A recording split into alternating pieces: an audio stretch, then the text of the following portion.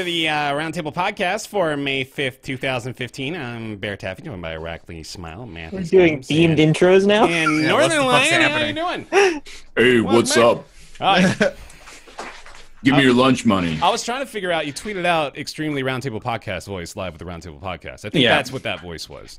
Actually, that voice is any voice coming from a bearded white guy saying the words, yeah, but when's it coming out on PC? That's the extremely Roundtable voice. I mean, Praey might be good, but they don't have a PC demo. I don't know about this. Can we get that as a subheader to our title? Underneath Roundtable podcast, quotes, when's it coming out on PC? Oh, yeah, there we go. That's good. I thought you were trying to, like, say Roundtable Live. Like, I didn't know how you were going to write that out as a subheader. No, I like that better, actually. Yeah? Do it like slide whistle out your nose sound. Sure.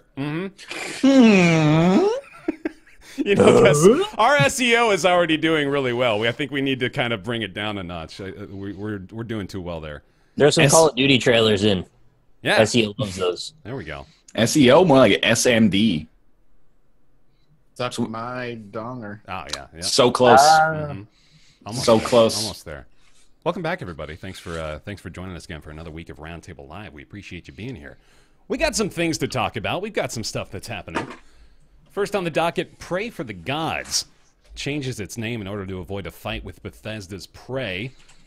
The Shadow of the Colossus-esque indie darling forced to undergo a restructuring. Also, Player Unknown Knowns Battlegrounds. There are known unknowns and player knowns and player ready unknown for the knowns. sequel. Player Unknown Knowns Battleground Grounds has sold 2 million copies. Wildly, that is, for how short of a time that has been out, that is pretty outstanding. So noteworthy in and of itself, which will sort of nicely segue into another bigger conversation we got here. Xbox chief Phil Spencer recently had a conversation with The Guardian talking about how Microsoft needs to develop, quote, the Netflix of video games. And he went at length discussing the industry in its current state, where developers are heading, what they're looking at for new models as far as livelihood of games, like the the classic debate of whether or not the single player narrative is even sustainable anymore, which history would lead us to believe it is, but we'll find out. I feel like every 3 years we have this conversation. We do. We need to, because it's going away if we don't talk about it. Also, a little bit of interesting news today. Blizzard reveals its Overwatch loot box rates for China specifically, which I think it's kind of logical to assume that they don't change the loot box drop rates by country. Maybe that's... I can't think of any logical reason why they would do that. But we're going to talk a little bit about that, along with the actual law in China that requires Blizzard to do so. We'll also talk briefly about the Praey demo that's been available this week on the consoles. We'll be talking about that, along with Tumbleseed, which just came out on Steam a few days ago. Let's start with Praey for the Gods, a.k.a. Praey for the Gods, with the new name change. They've literally changed it to Praey for the Gods. I have to ask name. if that is just them being like, well, if you're going to pull the legal argument of like, well, we have to defend our trademark, well, then we'll do exactly as little as necessary to get out of the way. And then in return, to retaliate and fight them, they'll create DLC for Praey called For the Gods. Oh, there it is. Perfect. Backhand smack. For the Gods, then, with a Z. Oh, Praey for the Gods with a Z.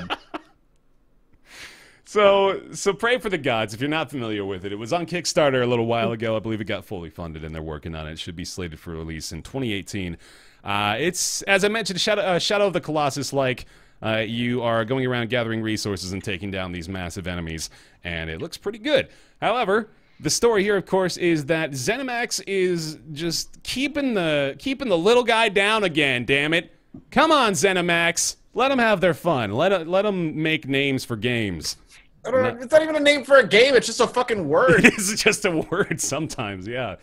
Like, I don't understand how they have a legal discourse over the word prey. This They one want to own all SEO around it is probably what it is. This but yeah, how so is that that's legal?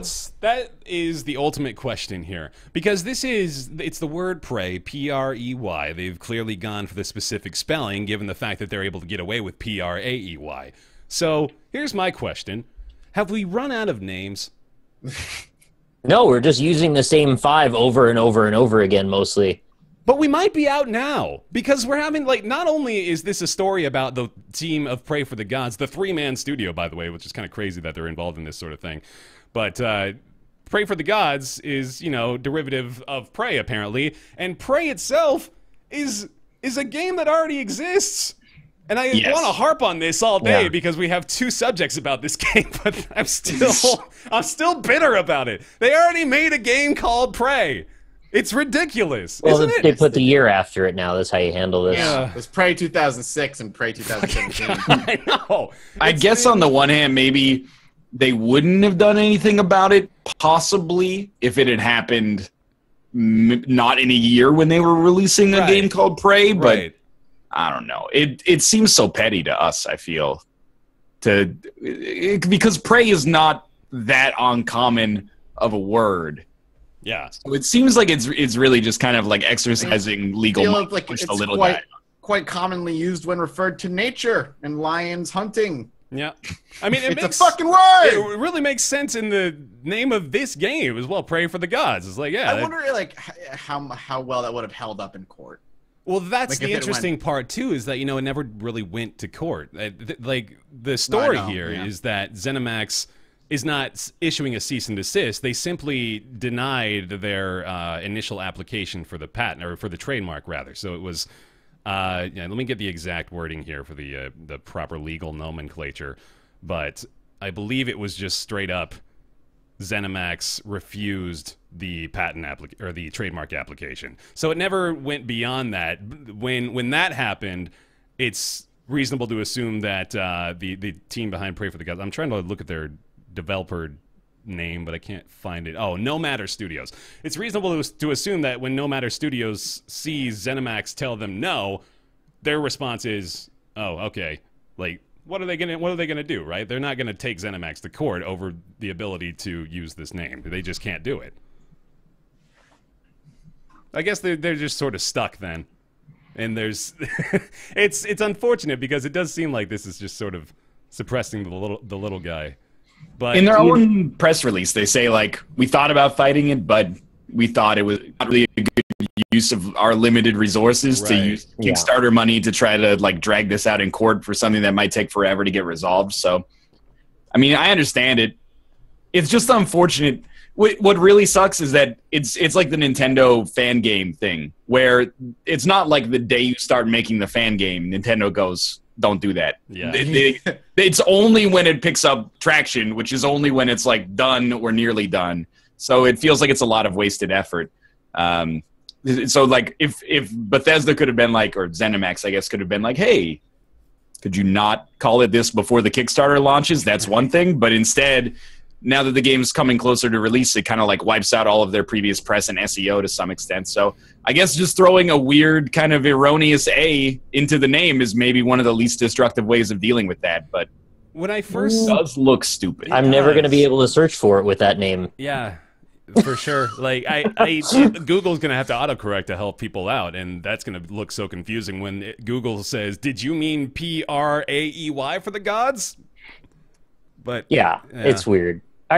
Are you sure this isn't really just them wanting to have all the SEO? Because that really feels like the only reason they'd bother. Well, here's the Bethesda take on it, which is pretty short. Bethesda Softworks Vice President Pete Hines said that they didn't have much of a choice in regards to opposing the trademark request, because if they don't oppose it, they risk losing the Praey trademark, which isn't acceptable, and that's how trademark law works. That's literally their response. And I mean, it's, you know, true, right? What are you going to say? That is how it works. Do they apply for the trademark of just the word Praey? Yeah. Why wouldn't they trademark Praey for the Gods? I don't understand. Then maybe I don't understand what the little guys. Well, no. Sorry, no. I thought you meant ZeniMax. Yeah. So I'm talking about fairly the certain guys. No Matter was going for the trademark on Praey for the Gods, but I suppose just because, you know, again, it's derivative of the title. I couldn't tell you. No, I am not a lawyer, but It's just, yeah, it's hard to look at this from the outside and not think ZeniMax is just, but there is hammer down everywhere. I can sort of understand where they're coming from, but it's really funny to me that they're like, we don't want to be dicks about this, but we have to be dicks because if we're not dicks, we could lose our trademark. And then some other dicks could get the trademark and be dicks to us. So we have to be dicks to protect ourselves from being dicked over. Basically, the way that it works right now. And that, as far as I know, is just the common belief of how it works and not how it actually works. So it's like 2 levels deep of people not knowing what they're doing. Yeah. I mean, if I want to kind of take a cynical approach to this and say, well, on the other hand, ZeniMax also is the one with the money.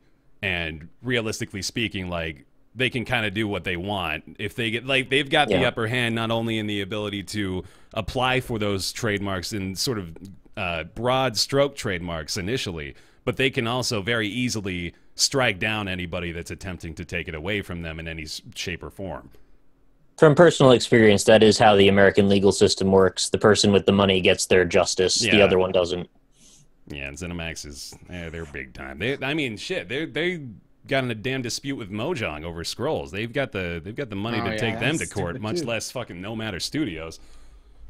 I almost wanted to correct you and say you meant to say Mahjong. I guess it's been a while since I've heard that. Yeah, Mojang, they're still kicking.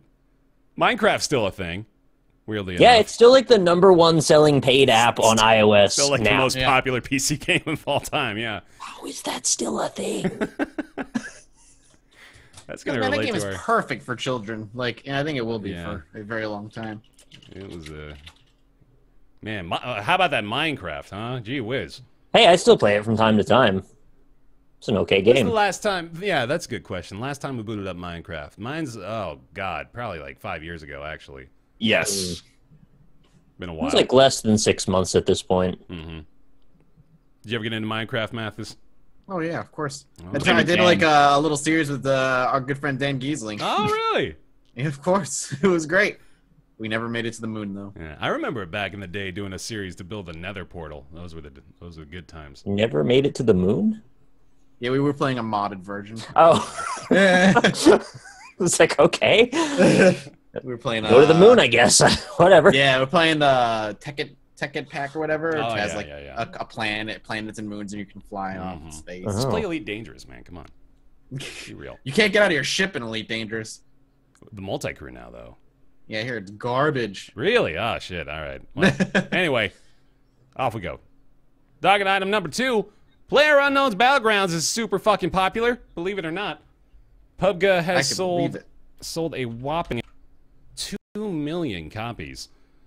This is also congruent with the news of them holding a massive charity live stream over the past couple days. No, that was just yesterday, wasn't it? Yeah, they finished up yesterday. Yeah, it was yesterday. Yeah. Raised themselves a whole bunch of money for charity, so good on them for that.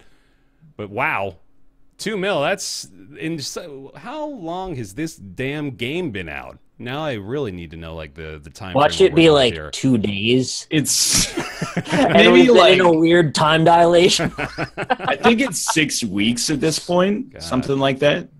Just insane. But it's got over 1 meme per day in our group alone. Release. It's actually like, I know I'm not going to talk about the game. Sure. Because you don't have to do this. It's okay. We've talked about the game enough, but they have been supporting it very well as well. Yeah, absolutely. There's been multiple patches. It used to be like when you looked at the big city in the game, your frames dropped to like 15.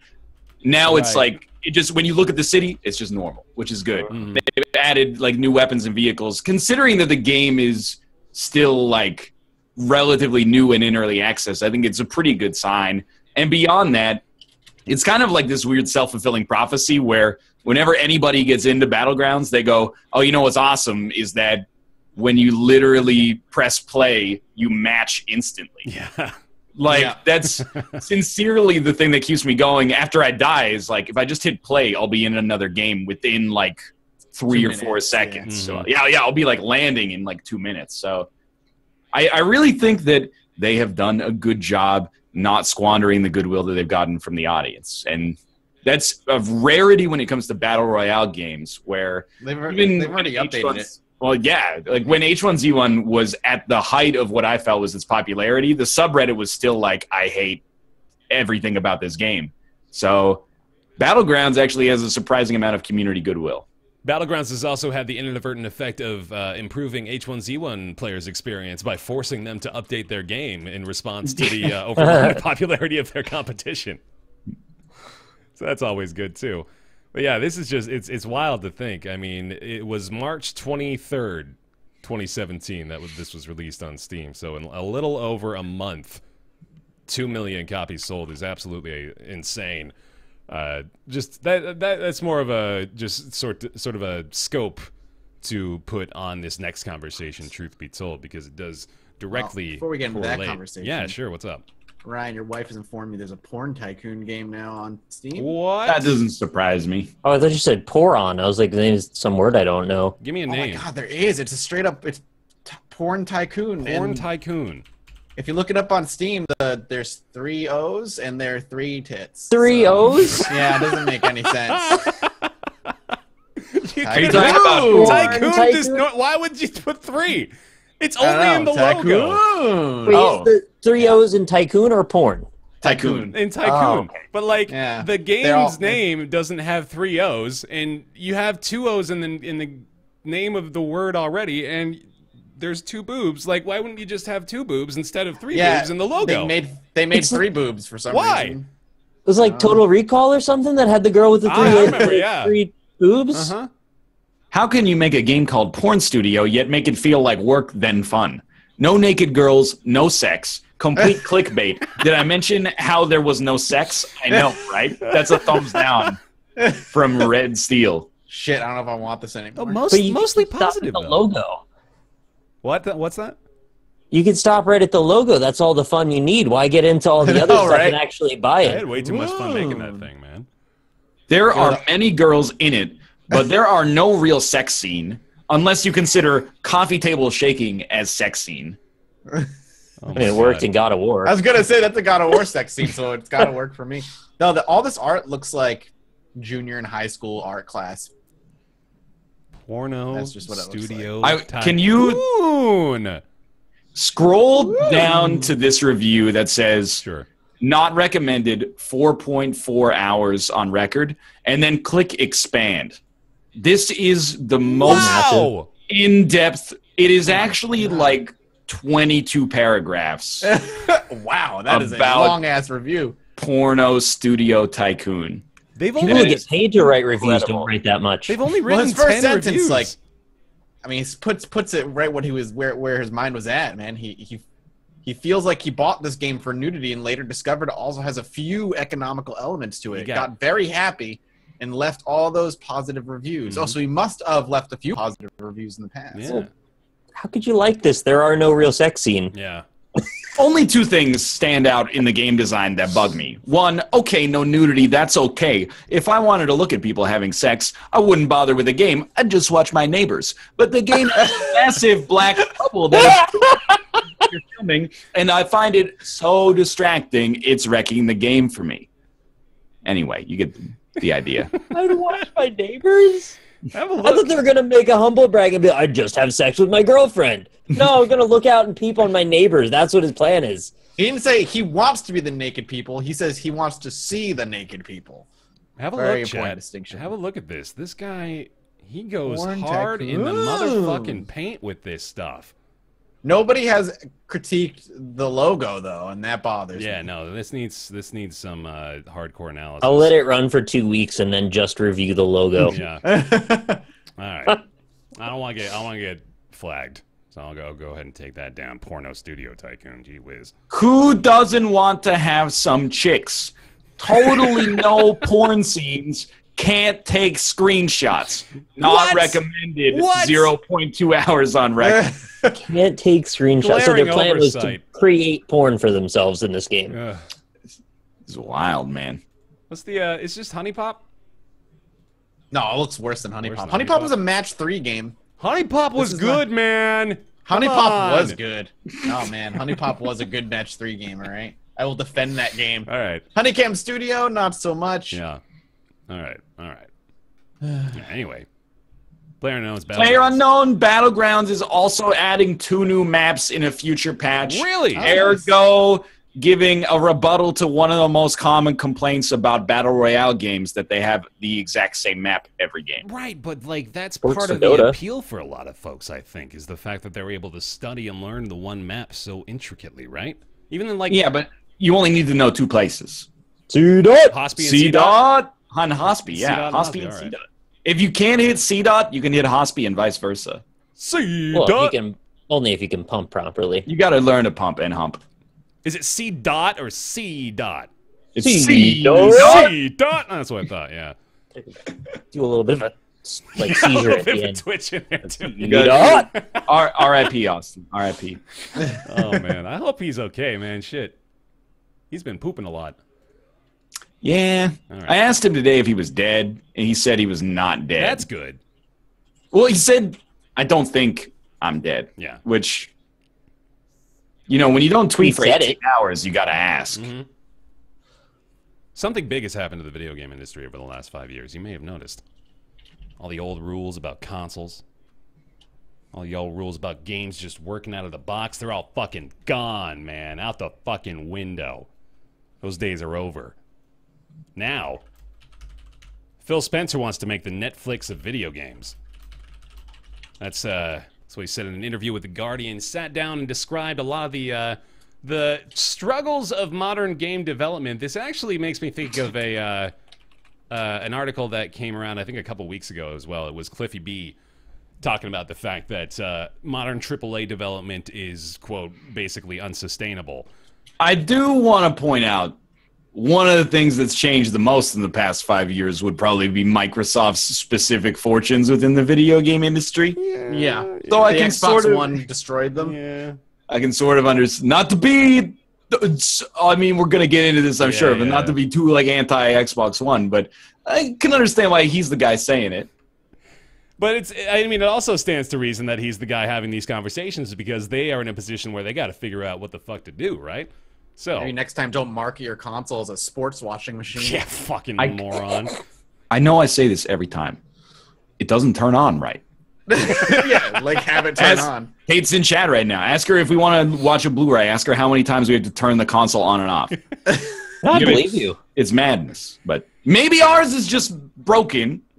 And that doesn't mean that they're all broken, but ours is broken. I think there's a higher than zero chance of that being true, that it's got a problem. But I think a lot of them have a problem. I mean, other people own Xbox Ones. I feel like I would be seeing a lot more people being like, yeah, I have to turn it on like 5 times to get it to work. Mine needs to load for ridiculous amounts of time, even just on the home screen.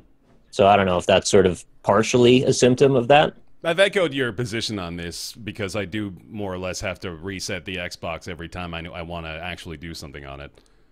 Anyway, the focal point of the article here in the interview is the conversation around video games as a service, which has been, of course, increasing in popularity over the last few years. Games like Destiny and The Division, for example, are heavily ingrained in the idea of keeping the single game afloat and supporting it with things like DLC, new content packs, and season passes and all that kind of stuff.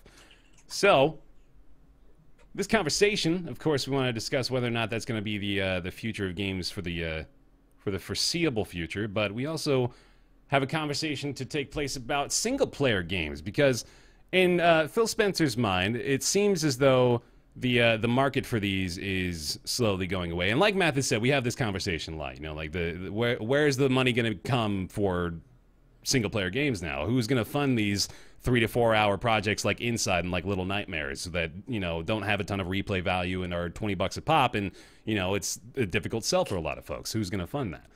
Kickstarter, right. Problem solved. Yeah. So let me just take this quote because I think it's pertinent to the conversation. He says, "The audience for those big story-driven games, I won't say it isn't large, but they're not as consistent. You'll have things like Zelda or Horizon Zero Dawn that'll come out and do really well, but they don't have the same impact that they used to have because the big service-based games are capturing such a large amount of the audience."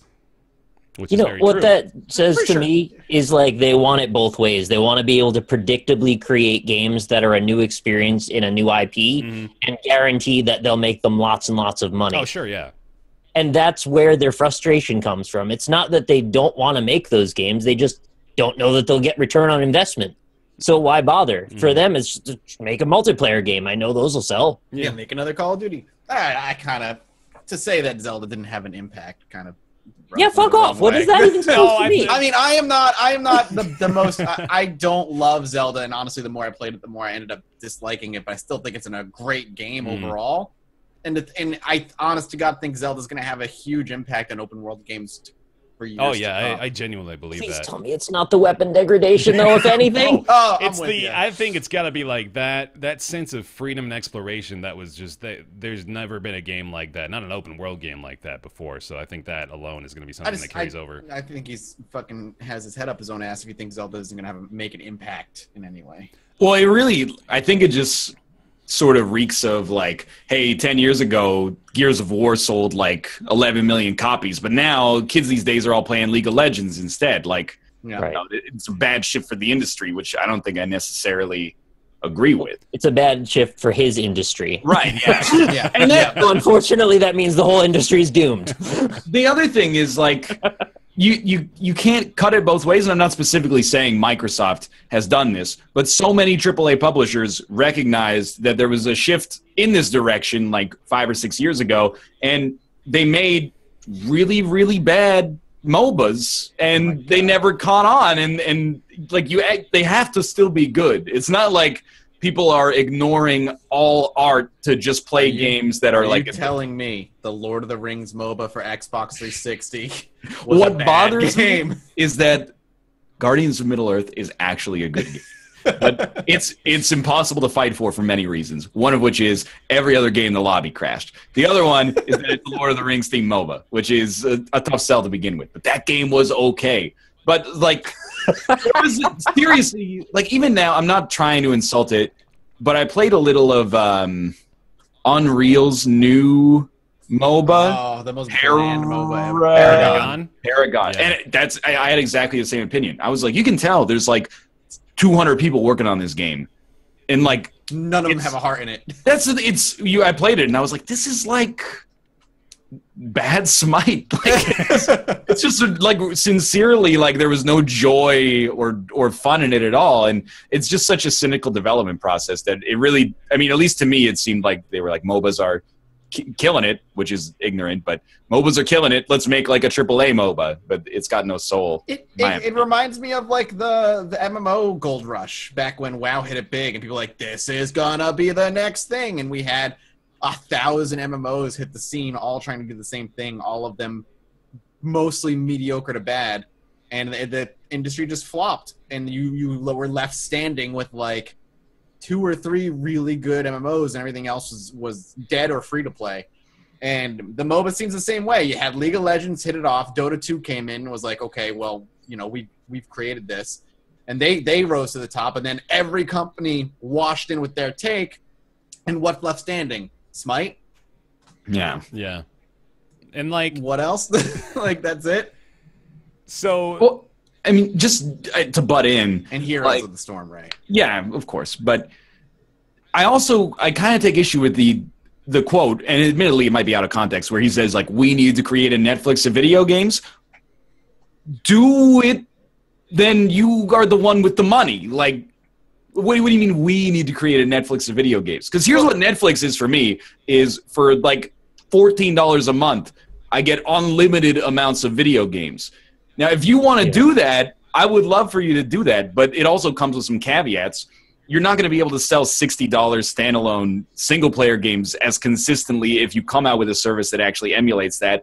And beyond that, the reason Netflix is going so strong is because they're investing money hand over fist to buy cool original series, I don't know if they're working at a loss or anything like that, but they are like seriously pumping so much money into original content generation.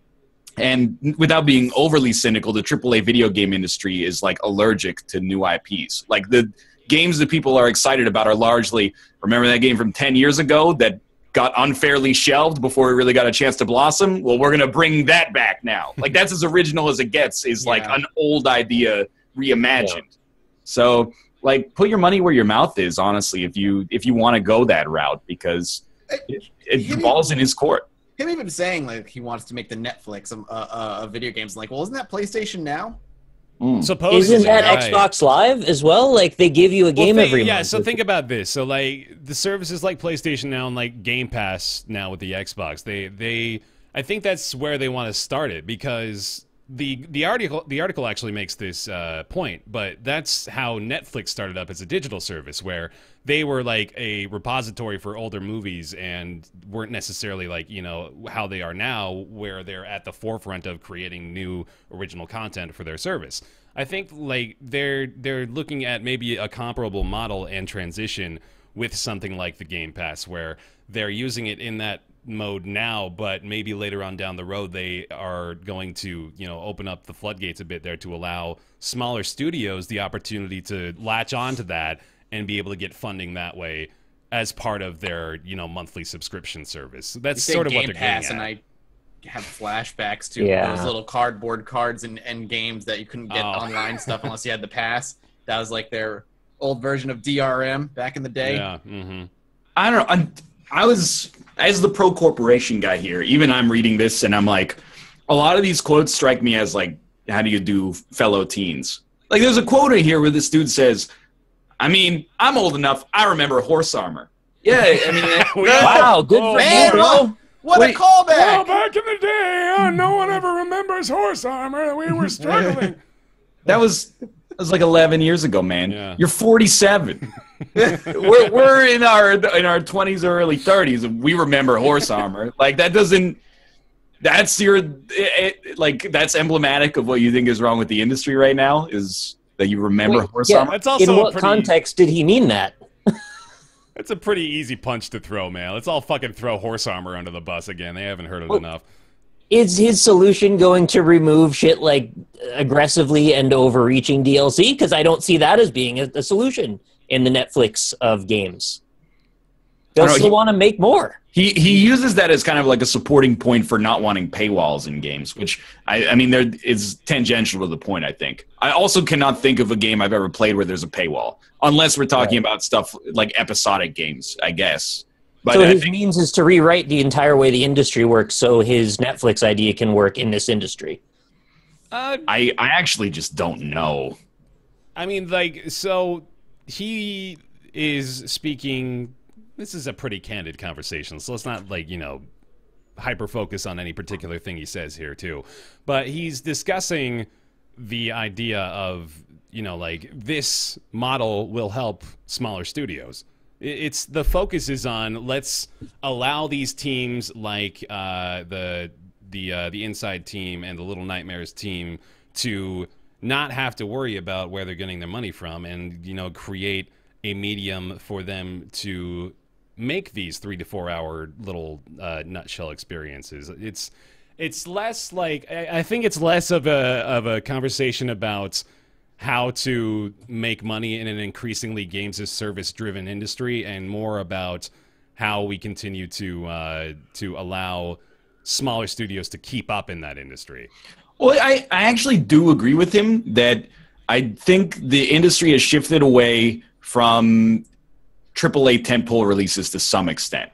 Like, even just in the short time that I've been in the industry, back in like 2012 or 2013, it seemed like every week I was looking up like, okay, what's the big game that's releasing this week? Right. You know, like a game like Anarchy Reigns got press.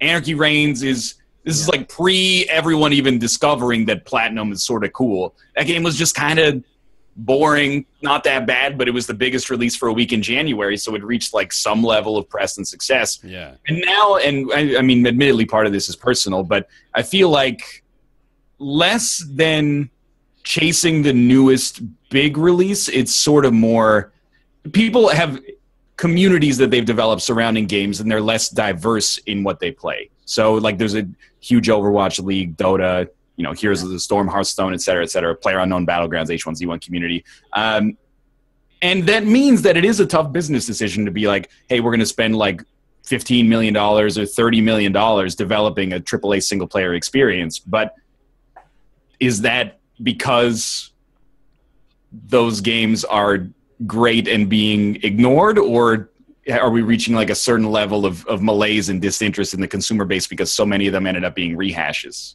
It strikes me as disingenuous and also quite frustrating that he can't seem to get this idea out of his head that, like, this is what the point of publishers are, right? Like, he's in the position to fund these things that he is afraid to take risks on and wants to mitigate that risk by putting it onto someone else.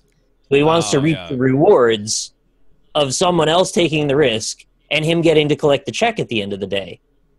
Right? So that's why that frustrates me, that whole thing. Like, that's the way it's always worked, is the publisher finds the good idea and then they work together to sell it. I want to, part of this, I think, is on the writer as well, and I'm not trying to rag on him, but they really do use the worst examples to support Phil Spencer's point. Like, let me find the quote here, but it says, like, on the one hand... Oh, yeah, I know what you're talking about. It's the... let me control F Rust. Yeah. Yeah, on the plus side, what this may mean is more innovative, independent developers working on persistent world experiences like DayZ, Rust, or PlayerUnknown's Battlegrounds.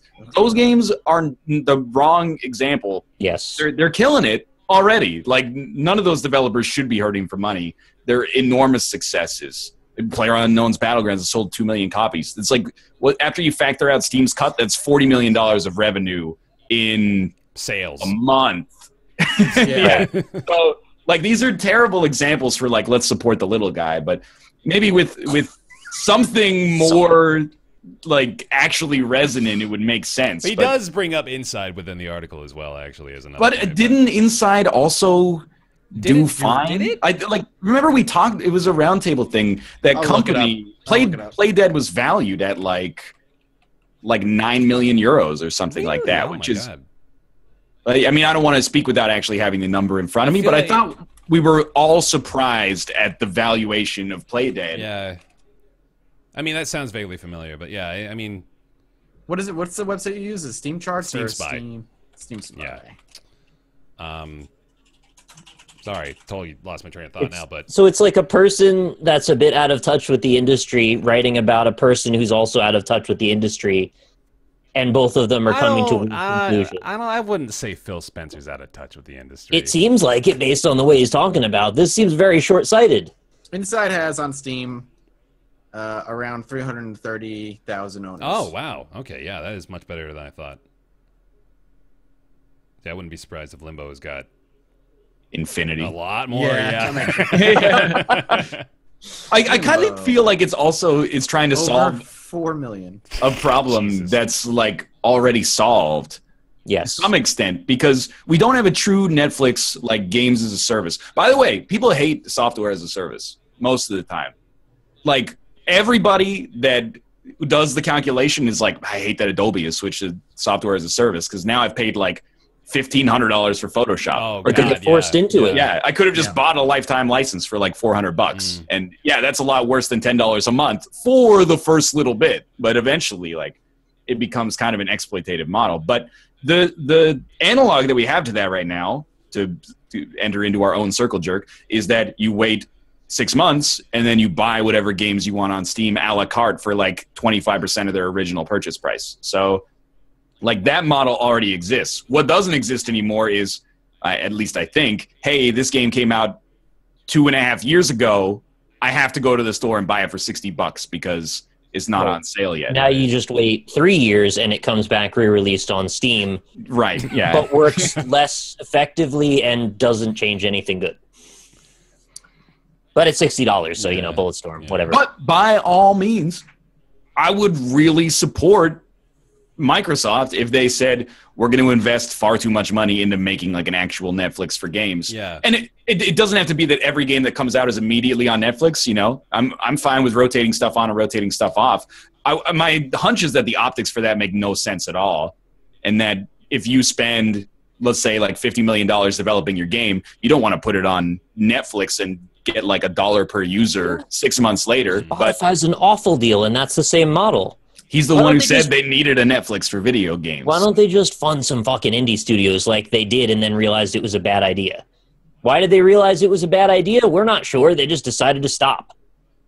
And I mean, we're kind of raking them over the coals for policies that are 5 years old at this point, or 4 years old. But I mean, they were the ones that had the regressive indie model in the first place that was actually exploitative to indie developers, where, you know, if you wanted to come out on Xbox One, that's fine. We'll let you, but it has to be on Xbox One. Like, I'm not sure if it was exclusive or it had to launch concurrently on Xbox One with every other platform simultaneously. But I think they backtracked on that one. What's unfortunate is the only option at the time, really, if you wanted to get on console, was you could go through Xbox Live Arcade. So that sort of became the leverage that studios had to then eventually get onto Wii or somewhere else. And now that there is better out there, like, they don't have that leverage anymore, and they don't know what to do to exploit anyone anymore. Arcade was good. I felt like Arcade I liked was good. Arcade a lot. Did, yeah, like, I bought tons of games on that. But I think Arcade only worked because of how small the marketplace was for that at the time. I think it wouldn't work in today's environment at all. And I want to try to speculate a little bit more about what this would actually be, too. Because when we look at, again, trying to create an analog for what we already have, we have something like the Humble Monthly Bundle, for example, which I think is the closest possible comparison as far as this offering goes.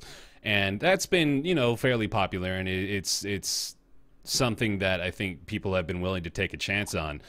And I think Microsoft could create something akin to that. And even more so, like akin almost entirely to Netflix, where, you know, they've got Game Pass already, but why not just go ahead and throw some new titles in the mix? Why not make the incentive higher to actually sign up for that service? You know, do some PlayStation Plus style stuff. Just give things away and start to get people more interested in the idea of subscribing to something on a monthly basis that might give them a new game that they wouldn't have otherwise discovered. They can do something like that. They could do it right now. I'm not sure why they wouldn't. Are you saying Xbox Live? Because they do that now. Well, yeah, with the games with gold, right? But I'm saying, like, with new games, like brand new games, because with games with gold, you're just getting the old shit, right? Oh, why would they give away games they could get $60 for, though? I mean, I'm saying, if you want to create a new system like this, you got to incentivize people to actually sign up for it first, right? Just get the Rocket League was given away to yeah, exactly. right Rocket away. League is a prime example of this, and it worked perfectly. With PlayStation Plus, it was widely successful, and people got their hands on it, were able to see that it was a good game, and then, you know, the rest is history as far as that's concerned. Was it PS Plus when it first came out? Yeah, it was on Almost positive that it was like the month of free release. right It was away. PlayStation Plus for free. I'm pretty sure. Mm-hmm.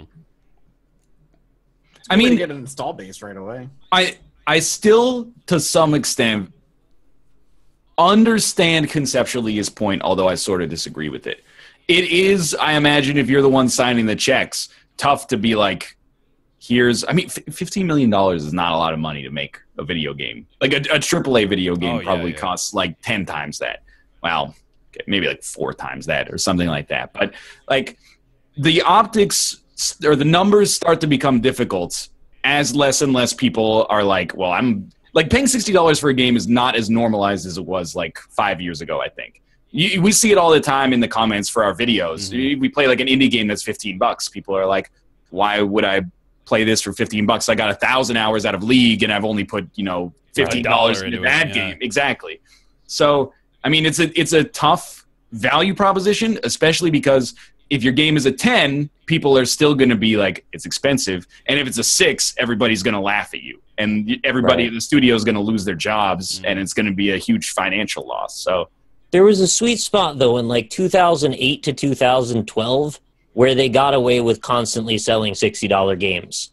I think that it wasn't quite pushed away from like Xbox Live Arcade, and Steam wasn't quite as big, and indie games didn't have quite the leverage they do now. Yeah. And I think they got it into their head, this is their Leave It to Beaver 50s glory days, so we need to get back to that time now. And so because it's not that time, something's fundamentally wrong with the industry, and we have to rethink it all. They just don't quite get that maybe that was an inflated expectation to begin with. I'm looking at this, too, from just, you know, my perspective of, like, how I value games now, which is obviously skewed based on my job. But, I mean, most of my life, I've not played a huge variety of games. I've kind of, you know, now, obviously, that's changed. But, like, I would play just a few games, and I would try to get the most out of them. And I think that has become exacerbated now. I think if I was growing up, like, if I'm a 16-year-old right now, I'm probably playing 3 games that I've spent maybe a total of $20 on, right? Yeah. And I don't see why I shouldn't either.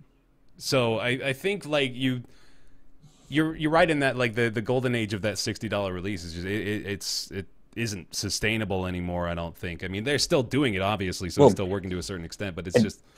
They tried to push it further by making more and more collector's editions and more things that are $100 to kind of like offset the few less $60 games that would come in. Yeah. And it's like there is a breaking point to this, and the industry isn't necessarily sustainable on that idea. They just really wanted it to be. It's the $60 sweet spot. Yeah. Man, There's remember Vampire Rain, Nick? Yeah. That was $60. That was a great $60. $60 vampire stealth game. That was so. Here we I go. remember What's the, selling a lot of $4.99 copies of that came back. what's the $60 purchase you most regret? Can you think of it? Maybe even on release day. The orange box on console. What What's that? How- No way. Because I got it on PC for nothing. But Okay, like, yeah, but- come on though. That's like I ended up never even playing it gotta because be I got like- it on PC. That's gotta be like one of the most universally loved games, especially the package, the orange box. It's like, how can you possibly? I'm not saying, the like, orange imagine box? you bought TF2 for full price, Yeah, and then it went free I right got after. you. That's all I mean. I'm not saying it's bad. When did you buy it though? I don't remember. Because it went free A to while play. after. It went free to play in like 2011. It was just bad timing on my part. I'm not blaming them. Yeah. Mine's still the Master Chief Collection, bar none. That makes That was sense. a fucking mistake. Probably like 40% of the Super Nintendo games I owned is once I got to the point where I was spending my own money on games, I was at the point where I could at least crack open like a Game Pro or something and be like, this is bad. But oh man, I think it could. I like the concept honestly, and I think it's something that we'll probably see in some shape or form in the next few years. And Microsoft, I mean, it makes sense for them too. They've got it mentions in the article too, but they've got like their whole cloud server platform, which is a big incentive for smaller studios too, because that's not the kind of thing that they can generally avoid or afford. So they've got the foundation. I think I agree with you guys in that. Well, if you want to do it, fucking do it. You know, like onus is on you there. Isn't like Humble Monthly Bundle kind of That's what I was the saying. same Yeah, idea in a like an off kilter kind of indirect way? Yeah, it's similar. and the monthly is actually so good. And it's still hard to get people to care about it. And I think this is what actually makes the Netflix comparison not one-to-one, is that on Netflix, you're not going to watch the same movie 10 times. At least the average person is not going to be like, that is the best movie. Yeah. Yeah. You're like, what am I going to do with my next 20 hours? I'm going to watch Tropic Thunder 9 times. Like, that's what I do. In a row, back to back. You can't, in my opinion at least, you can't beat the fact that people are entrenched in free-to-play multiplayer communities by just coming out with games that are a year and a half to 3 years old on a subscription-based service, because you still, if you're into League of Legends, you're like, okay, I could play League of Legends for free, or for $12 a month, I could play like, I'm trying to think of, Murdered Soul Suspect or something like that. Like, it still comes across almost as a waste of time that you really, like right now, if you gave me access to like every game that came out in 2015, let's just say, I would still want to spend my free time playing PlayerUnknown Battlegrounds. Yeah. Because I like it, and I find it rewarding to get better in that game, versus being like, okay, here's a 7 out of 10 game from 2015 that I could mess around with for a little bit. You know, the same is not true for movies or TV shows. You can rewatch them, but eventually, I mean, there's probably people out there who do this, but you're probably not going to watch The Office over and over. And as soon as you finish it, start it again over and over and over. God, I know somebody who does that. I swear to you. No, it I doesn't swear to surprise you. I know somebody who just, for the past X number of years, is just Office, and once they reach the last episode, they will restart We're it. on S1, E1, man. Yep. But that is definitely not the case for the majority of people. I don't think the Netflix model works the same for this industry, and I think it's forcing it to try and have it be that way. If you want games, you can buy them, but I'm tired of paying for things up front that I don't know what they are yet. The Humble Monthly Bundle, thankfully, seems very well curated, so that's kind of an exception. But I usually don't trust people to curate that kind of stuff and charge me before I know what I'm buying. It's usually a bad deal. And you're probably not in the minority either. And I mean, like, this is the Humble Monthly has been around surprisingly for like over a year now, and they clearly have been doing well enough to keep it going. But even with how good it's been, like just looking at the last few months, yeah, they're doing really well. They're picking really solid stuff. But like he said, it's still not really that popular, and I don't think there's a lot of folks that are interested in the model. The thing is, like, when I was doing the sponsored thing for XCOM 2, you're like, it's actually the greatest deal I could possibly give you. It's a $60 game. It's never been on sale for less than $30. What's the dream deal? We'll give it to you for $12, and then also like 7 other games. Yeah. That are as of present kind of a grab bag. Like, we don't know what they are yet, but people were still like, it's a good deal, but I just sort of largely don't care. I think we have almost like, and as far as I'm concerned, this is sweet for us, but there's almost like a supply issue in the industry. There's too much. Where there's too much great stuff. And like just a deal being good doesn't actually matter anymore. Like you probably are at the point where if you got like a game, maybe this is out of touch, but I feel like for most people, if they have games that they really like, they spend a lot of time playing and they can play it into perpetuity. If you gave them a free game that is less than great, why would they play it? Like, I feel like there's no motivation to really be like, I'm going to go check out, Army of Two. And the only place that motivation can be made up for is if they just don't know any better, which is kind of a big motivation for why sometimes PR gets a little confusing. You want to purposely obfuscate things if you have something you're trying to sell. You don't know what you're basing it on. So, I don't know. I agree. It's a bit complicated. There's too many good things, and that's not really a problem, but it can be a problem. I wonder now, like, we're getting kind of down to the brass tacks of this, but I wonder how many people are actively looking for new things to play at all, Like, well, somebody, because they're watching us, right? Well, sure, yeah. I mean, there's obviously a contingent of folks that are aware, but I mean, maybe it would be an interesting sort of study to see, but I really wonder, like, whether or not, in a general sense, people's interest has sort of lessened over the last few years in new upcoming releases. Not necessarily only because they're inundated with things to play already, but also because, like Ryan said, like there's options that are so cheap, it's almost unnecessary. Like they don't really need to find new things.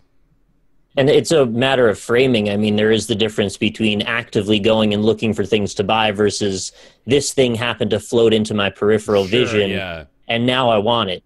Right? And I think a lot of people that we would deal with and talk to are kind of in the latter category where they're not looking, but things find them.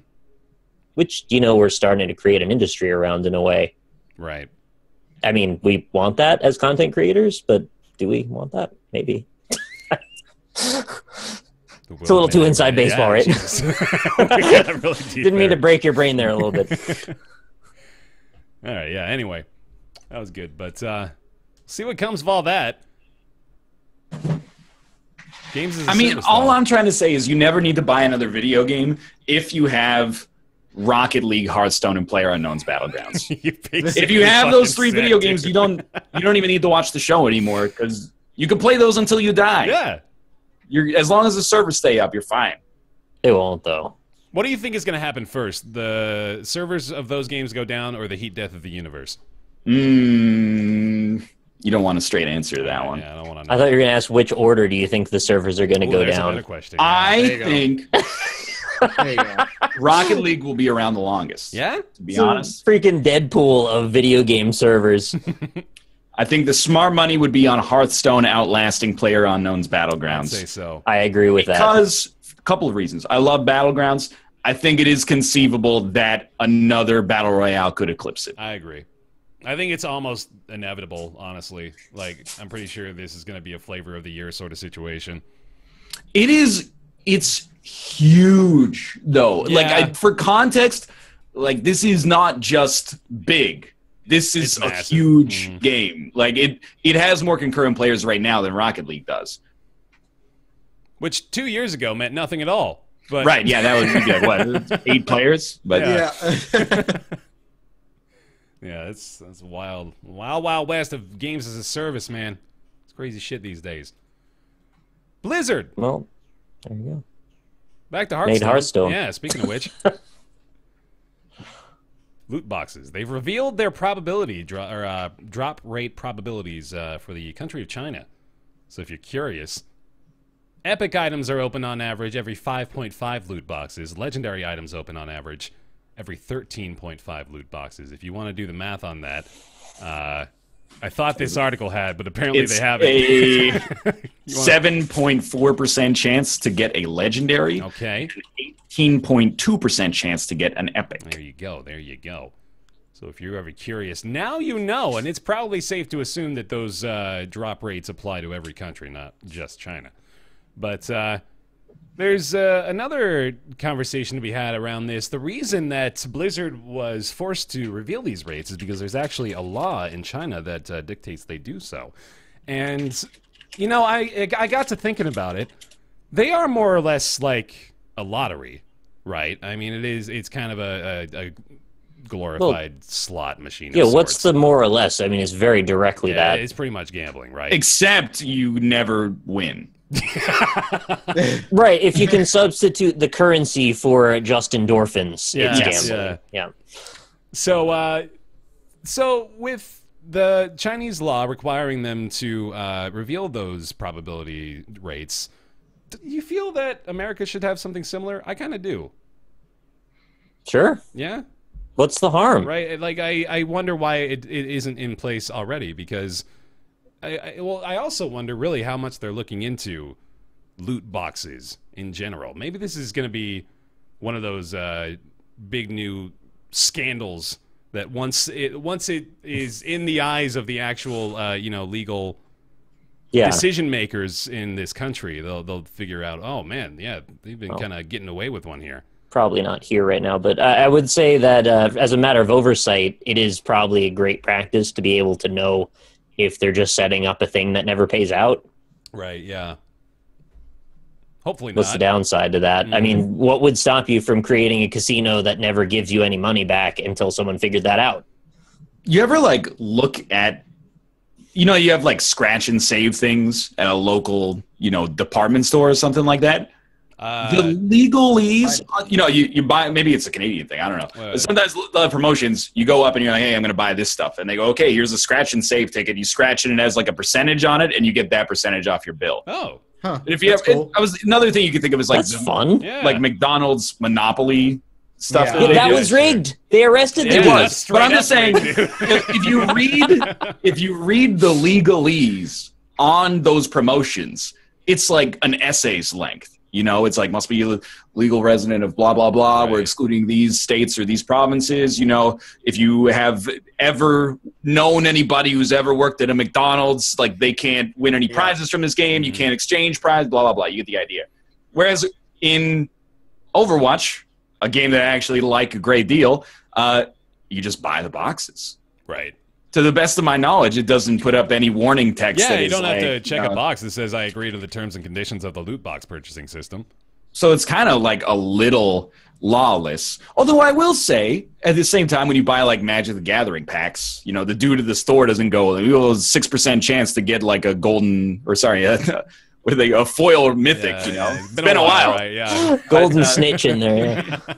Thinking about Hearthstone there for a second. But I probably not to the surprise of many people, I feel like they should make it transparent. I don't really feel like it's going to, if they did it, I don't think it would diminish the amount of people who purchased loot boxes, because I think people, assuming the percentages are reasonable, they're still going to chase the loot. Yeah. Yeah. But I mean, think about like Fire Emblem Heroes. They show you right there. You can just click a button. It'll show you the probabilities for the drops. And I don't think that discourages people. In fact, I think that encourages people, because the percentage goes up the more orbs you use unsuccessfully, quote unquote. Well, extremely roundtable voice. Hold on. Subsequent purchases are more efficient because the more orbs you use in one purchase, the more heroes you get and the cheaper per hero cost. That's true.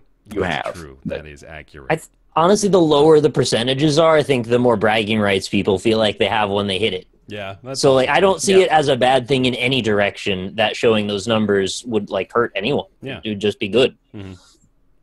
I agree. So, why don't they? Hopefully they do. I'd like it. Yeah, I really would appreciate it. Hopefully they learn from this. But yeah, we'll see. Yeah, it's just a little interesting tidbit there too. All right. Hey, Mathas. Hey, Bear. You want to talk about the Praey demo? No, I'll talk about the Praey full game. Oh, shit. Whoa! This guy got the early access. You just stepped your game No, the up. game's out. Oh my The game's God. out today, man. It's not. Oh my it's not early. God. You didn't see that coming? All I right. know. I sure didn't. Here we go. Tell me about Praey then. Praey is Arcane Studios' newest game. People who did Dishonored 1 and Dishonored 2. It is. I heard it's like BioShock in space. It is. It is. So, what I was going to say is. I'm making a Is- troll face right now, by the way, if you can't see it's me. a good face. Okay, go ahead. It is basically System Shock. It opens. The opening 40 minutes are awesome. Yeah, I it don't is know really about cool. the demo, but the opening 40 minutes of the game, like I kept myself pretty away from the game. Where it was a mind fuck. It was great. I loved it. But it is very much System Shock. In that there's leveling and skills, 3 different trees in which you can level things up. You can be better at like hacking or better at just like lifting things and throwing them, more health, repairing things.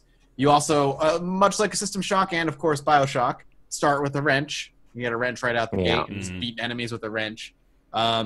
It's so. Hold on though, because it's weird, isn't it? In what Like way? they start you with a wrench, but the enemies that you're fighting, I wouldn't think are wrench. Wrench-worthy. They're a little wrench-proof, aren't they? I don't know. I mean, kinda. You can turn into a microscope and bust through a window, I saw, so... Yeah, later. I haven't got to that point yet. I mean, I don't know if it all makes any sense at all, if that's an option. We'll see. Hit shit with It's, a wrench, turn into a microscope. Who knows? I get major System Shock vibes from this game. It's more System Shock than BioShock, but I mean... The big Are they really the BioShock same comparison is the fact that to get the upgrades, you take this little gun-looking device and inject it into yourself. But the difference between this game and BioShock is in BioShock, you inject it into your wrist. And in this game, you inject it into your fucking eyeball. Oh, is that why his eye gets redder every day when he wakes up? That must be it, because he's shooting this fucking shit right in there, dude. But in BioShock, like, there's no skill system, really. Like, you just have powers, and they just kind of like, you get the level up upgrades your along gun. the way. But in this one, like, you have to pick what you're going to level up with your limited points, which is more akin to System Shock. It's also Gmod's Prop Hunt single player, because the mimics can just be anything. I'm like serious. Yeah, The mimics can just be anything, and like you'll enter a room, and all of a sudden, like you'll see mimics for a second, and then all of a sudden, like things jump up, like because they all turned into something in the room to hide from you, and you have to look for what's out of place. You're like, wait a minute, that chair doesn't look like it looks like it should be there, and you're like, whack, and then it turns into a mimic. You're like, oh, I got you, you crazy. Why do they want to hide when they can eat you? Because they can sneak attack you. Oh. Yeah, it's good though so far. I'm like 2 hours into the game. I'm really interested as to what the hell's going on because the game throws you for a loop within the first 40 minutes. Yeah, and I want to clarify. So the start of Praey, I think, is just the same as the start of the demo in that you start in your. I assume so. You start in your apartment, right? Yes, Okay, you start so in your yeah, apartment. it's probably about the same. It's I was thinking of the original Praey. It's like a bit of a departure when it's like your Native American wanna get to grandfather that. gets abducted by an alien. I want to get to that here in a second because Yeah. I'm curious. Other things that are really cool though is that there's a lot of different ways to go about your objectives. So if you're leveled up like your strength, basically, you can like lift up heavy things to get into an area. It reminds you a little of like Deus Ex. Yeah. Or if you leveled up your hacking, then you can like hack into a computer, get the access codes, go into the IT room, do that. If you leveled up like your repair skill or engineering, you could repair the robots to go fight for you and clear the room, and there's a lot of options, which I really, really like about the game. I don't understand why they called it Praey, which is, I was getting to that. Because I played Praey 2006. I liked the game a lot. Yeah, me too. It was too. silly. It was a little cheesy, but I enjoyed that game a great deal, and there were some really cool moments in it. I don't understand why this is called That Praey. was back when you had a much easier time charging $60 for a game like Praey that nobody knew Right, about. exactly, in 06. They went out of their way to call it a title that makes no actual sense so they can then sue somebody to change the title of their game where it could have made sense. I wonder if, like, later down the line they're going to connect it, like, to the old Yeah. Praey Yeah, or right, something. like you'd hope so. Because if they don't, there's just Nothing need to call do this with it. Praey. Yeah. Like, the aliens are not the same. They just decided that this would be a better game to call Praey than the previous game they called Praey. That's literally Does it- what happened. Does Yes, it so have gravity switching shit in it? Because that was a big part of Praey as well. Not yet, but I'm still only a couple hours in. Like, I already have a really funky gun called the glue gun. Yeah, that's cool. which you just, like, when you shoot it, it, like, will freeze up the mimics in place in, like, this glue casing. You can like and- create platforms where you can like hold it and Yeah. you can create a big I expect range. there to be, like, wacky guns, so maybe gravity. Can you turn ones. into an eagle?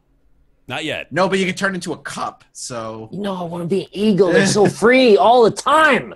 Just Like, play Eagle the- Flight. I will give, Oh, like, yeah. Praey, That's better. Praey 2017, the props of, like, making me paranoid, because I will go into a room and be freaking out that anything could be a mimic, because if you get too close, it'll jump at you. Yeah. And I like that. But there's also tells, which is great. Outside of things being out of place, if you listen closely, there's, like, a light clicking noise that the mimics make. So if you can hear it, then you can, like, you're like, all right, I'm near one. Now It I gotta depends. start looking. What's You out of watch place. for the chain, and if the chain curves in, then they're a mimic, and if it curves out, True. Very true. I like the note about the attention to detail though. Like when you're going into a different room, you want to try to spot what is out of place, right? And they do that really early on too. Like even in the apartment, they change things up a little bit, so you know it's like, oh shit, what's going on? Yeah, like something's off. Something's wrong. Yeah, exactly. It's really cool the way they do that.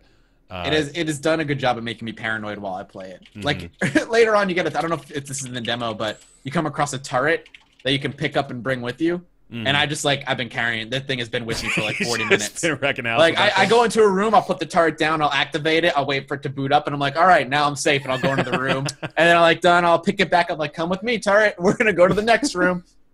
That's great. I've been told that I had the joke backward about the It's mimics. the other way around. My apologies to anyone listening. Close enough. Inexcusable. Close enough.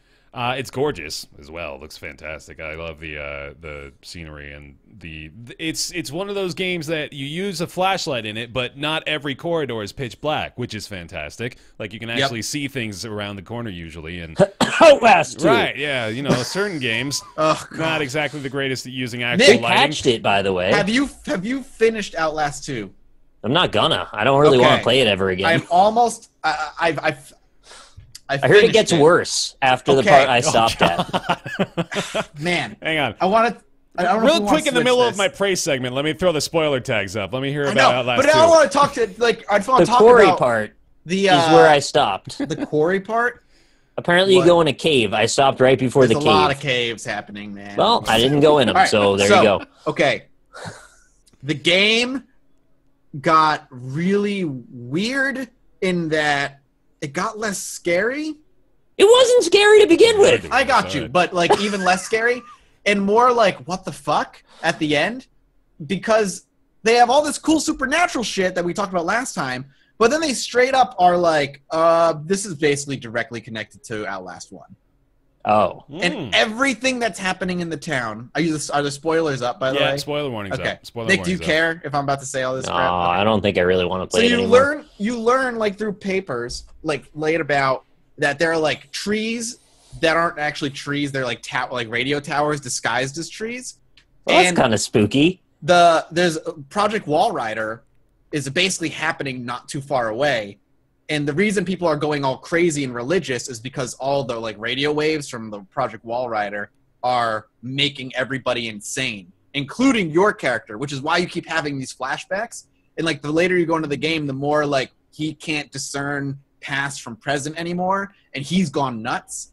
And your wife has the baby, but the baby has no shadow, and like your wife's like it's not real, and like no shadow. yeah, like it's a weird detail, but it's there. That's the worst birth defect I've I know. ever. But like it's all like the baby isn't real. She was like never pregnant, and all this stuff isn't real. And if people are talking about how like in Outlast 1 they had to remove the women from the psych ward because Project Walrider was giving them phantom pregnancies, and like that's happening in Outlast 2. It's all connected to Outlast 1. Wow. And but it all gets connected to Outlast 1 in like the last 40 minutes.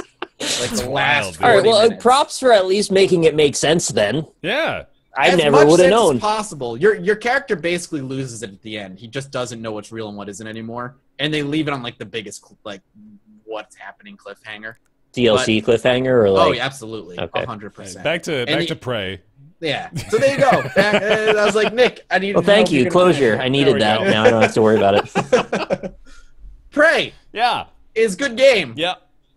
Play the Solid. demo if you have a console, because honestly, I think that first hour is really good. And if it doesn't hook you, then it's not for you. Yeah. Don't watch anything. Just do it. Just play. It's more of an action game, or is it more of like a Action RPG. Yeah. atmospheric?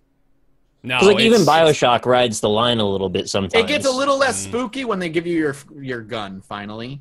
In Praey, Oh, it's a but finally gun kind of moment. You do like the it's- first yeah. hour and 15 minutes, and then you're freaking out because you only have a wrench and a glue gun, which does no damage, and you come across some monsters that can destroy you. But once you have a gun, you're like, okay, I feel like I can defend myself. Mm-hmm. Sounds cool. I'll probably play that. Seems pretty heavily action oriented from what I can see so Yep. far. But it's like it is a horror game though. There are some horror moments. I didn't really feel scared. Paranoid. That's the Yeah, only yeah. thing. It keeps Scared, you on no. edge. It keeps you. It will jump scare you from time to time, but not much. Mhm. Like it's not a horror game specifically. It's more of an Okay, action RPG. so it rides atmosphere into an action moment thing. Like it Yeah. transitions. Oh yeah, well, because once the monster's there, you're Yeah. fighting. it. It's like a Dead Space level of horror, I'd say, where you're That seems like a bad comparison. I would actually, honestly, I would bring it back to System Shock. System Right. Shock was horror, but you could defend yourself. Dead Space is maybe the only game that's ever actually scared me. So Oh, if, really? if Oh, we're really? comparing Okay, those, I'm maybe like, not, I don't then. get that comparison. Sorry. More System Shock. It's actually really nice to have recently only played System Shock 2 because the comparisons are way more apt. Mhm. System Shock 2 and Prey are way more similar than Prey and BioShock, in my opinion. And I'm still deep into BioShock Infinite, so it'd be nice to get out of space racism land and get into someplace better. That'd be a pretty natural segue, honestly, going from Infinite to this. You'd probably feel right at home. Well, I want to be at home, right at home, And where it the runs- cups move. It runs way better on PC than Dishonored 2 did, which is really nice. That's Well, good. they fixed it at least over time. Mm-hmm. Yeah, but that launch, this is working. It was a way bad better. launch. It was. Cool. All right. Well, that's Prey. $60 available on PC, PS4, and Xbox One. You can get it right now. Right now, you can buy that for $60. Can you believe it? There's a subscriber Sunday for you, Ryan. Yeah, but like, there's so many options for Subscriber Sunday. Hey, Ryan. Until dawn. You want to talk about Tumbleseed? Tumbleseed is going to be the most slept-on roguelite of 2007 because They revised it. it is extremely well designed. It's a game designer's wet dream, and it's gorgeous, and the music is great. But I think I have a hunch that it might be sort of boring to watch. And by sorta, you mean really, because I can't stand watching that game. Really? I tried. It bored the shit out of me. That is, I mean, I actually don't get it. There's just nothing visceral or appealing about it to me. It just doesn't grab me, I guess. But it looks really good. It looks real pretty. Let's talk about what It it is. Yeah. Okay, Tumbleseed is a game in which you control it's effectively a stick that pushes a round thing up a mountain. And by using your left analog stick and your right analog stick, you control both ends of the stick, and you try to balance it, but also navigate it around holes that are in the map as you go up this mountain. But then additionally, you come across different power-ups that you can get, and you use the power-ups to roll over certain specific areas of the map, and then they give you abilities like having some spikes coming out of you, or shooting a big old rocket at enemies and stuff like that, generating more hearts for yourself, and et cetera, et cetera. That's Tumbleseed. That's Tumbleseed for you. Yeah. So yeah, elaborate on that, Mathas. What's the? I mean, it's hard to. And honestly, it's kind of hard to put into words. Like I've tried watching it a couple times. I watched your first video on it back a couple months ago, Ryan. And I've watched your most recent one, just to see if it's something that I would enjoy watching. Maybe I'll try playing it, but it's just boring to watch. I don't know. Other than just saying it's boring to watch. It's slow paced, and it has to be slow paced because like when you're actually playing it. Yeah. It's oh man, it's a whole nother beast, dude. Especially I was at PAX West playing it on the custom tabletop controller that they had made for it. So I was using full-fledged arcade joysticks to try to move things up and down, which was a lot of fun too. But playing it is really satisfying, especially when you're able to get to the point where you don't really have to think too much about what you're doing, and you're instead just able to let your thumbs sort of just manipulate the board. Like Ryan was making the joke the other day, like he has become the board, and that you get to that point of this game where you're just sort of unconsciously moving the sides in order to accommodate for what's on screen. You start to just, instead of focusing on the left and right, you start to focus on what's coming up and ahead and what you can do to move away from a certain obstacle and things like that. So it gets into the nuance of stuff also, really quickly. Once you get past the first biome, like I actually accept that the first biome, pardon me, is a little boring because there's very few obstacles except holes. Yeah. You find yourself a lot of the time just being like, go around the hole, go around the hole. However, once you get up to the second, third, and beyond biomes, it's actually like one of the hardest games I've played in recent memory. It is unbelievably difficult, which in a way that actually like betrays the initial aesthetic that looks cartoony and whimsical. Like you think you're gonna have a sort of calming experience playing this game when you start it up, especially going through the first biome, because you're like, oh yeah, it's kind of like that old arcade cabinet game where you could move the ball up through the holes and it's fun. But yeah, and then out of nowhere, the difficulty ramps up to 1,000. It's insane. It might just simply be like, because there are games out there that play way better than they watch, and it just might be a case of like it just doesn't translate to engaging viewing material. Isaac's engaging because there's always tension in a way that maybe Tumbleseed can't present it, in that it's like quick, high action rooms, crazy combinations of things that create very visually appealing effects. Tumbleseed is pretty, but it's also kind of like a chill, like relaxing kind of look. And I totally understand how the game could be really great to play. Just like Ryan said, watching it might just be a different experience. It's hard to explain, and I don't want to like bite the hand. Like Invisigun Heroes, like Chat said. This is like a lot better than Invisigun Heroes. Great, but like it's one of those games that people like but don't like watching.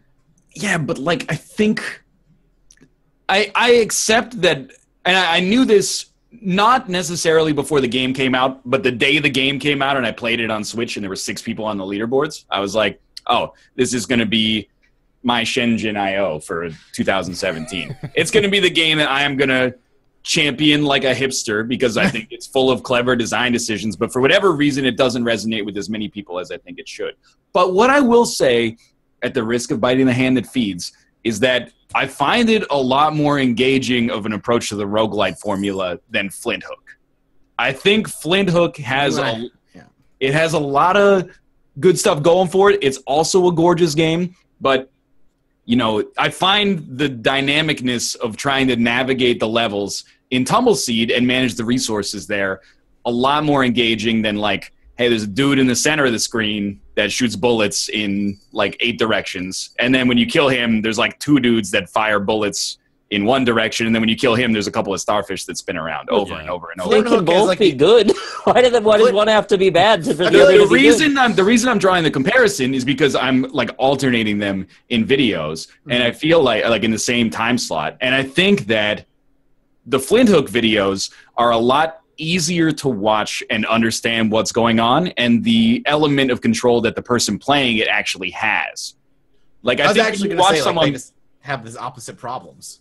I think when you watch someone play Flint Hook, you're like, I see what they're doing right and I see what they're doing wrong. Whereas when you watch Tumbleseed, it's a little harder to get that language across. Yeah, it's not like I even remember the first time I was playing Tumbleseed. I had a little bit of difficulty actually parsing out what all the individual elements are, you know. And I think they even adjusted the UI a bit to help you to identify like when the drop points are coming, for example, when the areas where you can go access new items are showing up, because those are a little difficult to actually see a while back.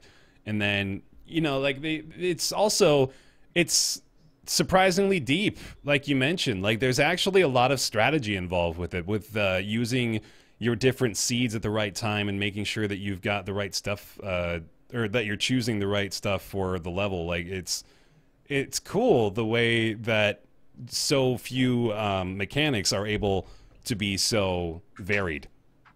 It really does have a surprising degree of strategy, and that's not just to like toot its own horn, but it's a game that sort of like reveals itself the more you play. Yeah. And I made the comparison actually, and people are going to roll their eyes, but I kind of felt like it was like Rocket League at first, where literally when I first played the game at PAX West, it was actually like if you come across a bridge, you can't do it. I can't get across this bridge because the first few times you play, you're just going like back and forth up the mountain because you don't really understand how to control it super well. So coming across a bridge is the final boss. Now, steadying yourself and going straight up is super easy. And like that's like with Rocket League, you're like, at first you're like, how am I going to get my car to hit this soccer ball? But eventually after like 10 hours, you're like, I can do anything in this game. And now it's about like outsmarting the other people.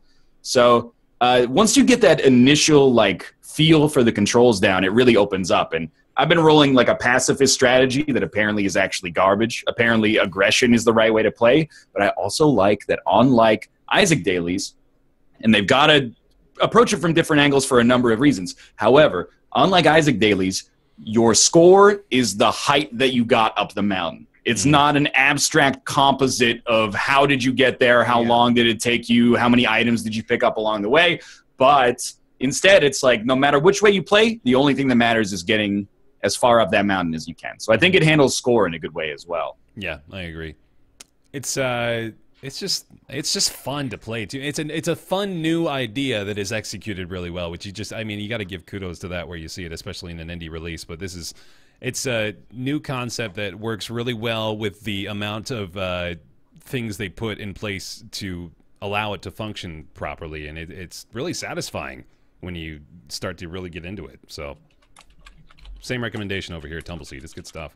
I think like there are a couple of things I'll say about Tumbleseed. I do think that I don't know if it's too expensive, but I think it has the perception of being too expensive, which I will say. 15. When I paid 22 Canadian dollars for it on Switch, and I was happy to do it because I already knew that it was good. But I can understand that it also may have a problem where watching it is not that entertaining, and then you go, oh, maybe I'll give it a try, and you're like, that's $22. Like I can understand that, and also the fact that it has a minimalist style to it, for better or worse, makes people think that it is like a cell phone game. Like people think that this should be like a $3 game on cell phone or something like that. But that's really just down to. I think it does a good job of encapsulating the things that actually make it a much more robust game than that. But unfortunately, it works against it from a marketing standpoint. No, that does sell it short, and I'm sure you're aware of that. Banging, I'll be right back. Yeah, sure. I'm sure you're aware of that. Like, you know, it really is just the thumbsticks and the A button, but is an extremely simplified version of what this actually has to offer. But yeah.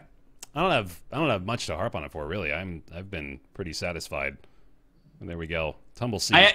I genuinely think that this will be one of those games that like is on my top 10. It's For Honor all over again to some extent, where I'm like, come on, guys, it's like actually really good, and you're not giving it a chance to blossom. And I think it hits me right in my wheelhouse for whatever reason. Like it actually. It's a game that I could really... the way that people talked about Downwell, where they were like, Downwell is the smartest game I've ever played. And I played it, and I was like, it's fun, but I don't really get it. That Tumbleseed is my Downwell, where when I play it, I'm like, this is genius, and nobody understands how good it is. And I understand why, but still. I don't know, man. I don't think I dislike it, but I don't think I'm nearly as enthusiastic about it as you are, and I'm not really sure why yet. What turns you off to it? I think the difficulty curve right off the bat is too hard. And I don't mean that as a negative necessarily, but it's too hard for me. The loop is such that you will play sometimes for 10 seconds before you lose. If you're doing really badly, obviously, it's not every time, it's random. But that loop, combined with the face that this is the entire game, like there aren't really other modes. What you do is you go up the mountain and you rotate. Yeah. And if you're not feeling that right away, that's all you've got. Yeah. That's it. That's fair. It's not like where in any other platformer you can just kind of go somewhere else and do something else, try a different angle on things. Yeah, there's strategy to it for sure. I'm not saying there isn't. But if you get a bad draw, you get some bad randomization, it's just that runs over basically. But the same could be said of any procedural game. So it's not intrinsically that game's fault. That's where I'm kind of like, because I love Isaac. And I don't want people to think that I don't because I say this. But like when you walk into a room in Isaac, it's kind of the same as a Tumbleseed encounter, except you're just also shooting. You have much less autonomy to start, though. Whereas with a platformer or Isaac, you can control your character directly. If you're not feeling the physics of rotating back and forth, you're kind of like, you're either going to learn it or you're not. And I think that's going to be a line in the sand for some people where they go, I just don't care. Like, this is too annoying. I don't want to put up with this. I do agree with that, but I guess I don't find the movement that abstract anymore, I guess. Right. And maybe that's because I invested a lot of time. You seem like you got it right away. Like you were into it immediately. How long would you say it took you to be like comfortable with it? Well, maybe like under an hour. Yeah. But there are still times where I'm like, where it doesn't do what I want it to do. Like there are times when I'm like, avoid that hole, and then I fall in the hole. Yeah. And I go, well, you know. Womp womp. Like, I certainly don't dislike it. I can't really get that excited for it either. Like, I'll play it more, but I don't think I'm looking forward to playing it nearly the way I did with Isaac. Mm-hmm. It's just like, it's fine. I'll try it, whatever. However, with Flint Hook, I was like, I can't wait to play more of this. This is really good. I like the movement of this, although I grant you were right. Some of the rooms are total bullshit. Some of the rooms are just you get that in every bullshit, game. No, I think that Flint Hook has a particularly egregious position here. Like Flint Hook has a lot of problems. Some of the rooms in that game are they're straight out of a fucking fan game. It's insane. If we're gonna pivot a little bit to Flint Hook, yeah.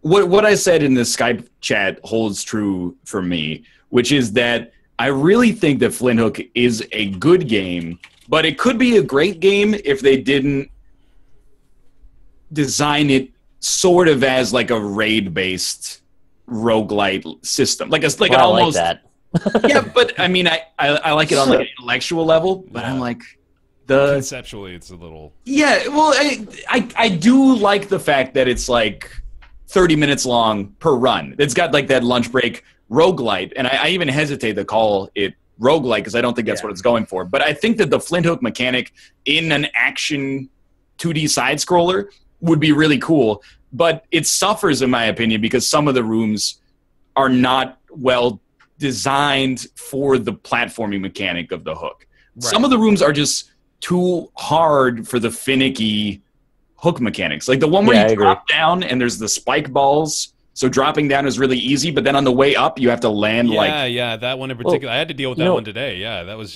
it's insane to try to assume the trajectory before you're even able to know where you're going to hook to. The problem is the proportions of the collision, right? I think the game needs to tone the size of the player down by about 30% in some cases. If you had a much smaller hitbox, I mean, a lot of those problems, you'd be able to have a slight longer amount of reaction time to be able to deal with them. Yeah. In this case, you basically just shoot yourself directly into spikes. I don't disagree with that at all. And I get that Flint Hook is more like Rogue Legacy, and I actually feel like Rogue Legacy works great, but I feel like Flint Hook has a lot of the same problems I had with Rogue Legacy, which is that it's almost under-designed in a way. And I don't mean it necessarily that that's always a bad thing, but I feel like if you designed a game around that hook mechanic, it would be really good. But if you sort of go, we're going to apply the roguelite formula to some extent at least, and then we're going to throw like a little hook gimmick into it. It sells itself short in some situations. The same way, like in Rogue Legacy, there were times there's like a skeleton, and then the way you kill the skeleton is standing next to it, and there's like a wall, and you just press X and just smack it like 6 times, and that part is not that enjoyable. Like, and I find that in Flint Hook as well. Like in Flint Hook, when you and I will tie this back to Tumbleseed in just a second. I think it's a good segue. But in Flint Hook, when the dude spawns in the middle and he shoots out bullets in 6 directions, and you just stand sort of akimbo to him and then shoot up diagonally from the way that he can't hit you, I don't really find that fun. I'm like, it's a misattribution of the character design, though, in that case, because it's meant to be taken with other characters that force you to move. You know, it's like there's a monster in Isaac that chases you, but there's nothing else to mess you up. Right, so you'll win every time. So that's not really the game's fault, it's just bad generation. Well, yeah, and that might be kind of the core of the issue is I wonder how much of it is procedural and how much of it is set to certain rooms, you know? Like, I wonder if they intentionally are throwing that 6-shooter in there with a monster that is supposed to, you know, make that more difficult, or if it's just sort of randomly populating stuff. Which could I also balance issues. I like Flint Hook. I don't love Flint Hook, but I like Flint Hook. Yeah. I am amazed that for all the times people, and this is my own personal grudge because I'm catching more flack over Tumbleseed than I am over Flint Hook, and I kind of have the reversed opinion of those games. I am amazed I have not heard anybody complain to me that, like, hey, you ever notice Flint Hook only has like 8 enemies? There's only like 8 enemies in that whole game. I kind of just assume they disguise it really well if that's the case. I don't think that's the case. Like, there's like I can think of like 10, but I assume that in the later ships there would be quite a few more, but I don't know. Maybe. Well, I mean, I'm on the 3rd boss. I'm on the 3rd boss too. Yeah. Okay. Yeah, I mean, like they introduced a couple more in the new ships, but half the enemies are environmental though, so I don't really hold that against it. Anyway, back to Tumbleseed. So the difference for me is that Tumbleseed may actually be worse on a conceptual level. I can understand that completely. But I think I've said many times on the show, I am so mechanics driven that almost nothing else matters to me. And the fact that there's never a time in Tumbleseed where you're really absent the mechanics of the game, I guess, is what makes it more engaging for me. Where in Flint Hook, if there's one enemy on the screen that shoots a bullet straight at you, you got him. Like, you got no problems. Whereas if in Tumbleseed, if there's a couple of holes in front of you, you still do have to, I guess, pay attention. Tumbleseed keeps you constantly engaged. That's where I'm coming from, I think, to some extent. And I find myself, I do get frustrated playing Tumbleseed. Like, and I take that to some extent as a negative. I do think it's a little bit too hard, especially early on. However, it is, I don't know. I guess I find it less boring. Like, I'm never bored when I play Tumbleseed. There are times when I don't want to play it, but it's because I just had like a 15-minute run where I lost 2 HP. Forgot to plant a fucking flag. I get hit by an enemy, and then I get launched into the air, and then when I land directly in a hole, and I'm dead, and I'm like, okay. Yeah. No, I did my research, by the way. Oh, what's up? 48 enemies in Flint Hook, but how many of them are purple versions of green versions of? If you remove the reskins, you're down to about 15. Yeah. All right. That sounds about right. Yeah. Lot of reskins of like different kinds.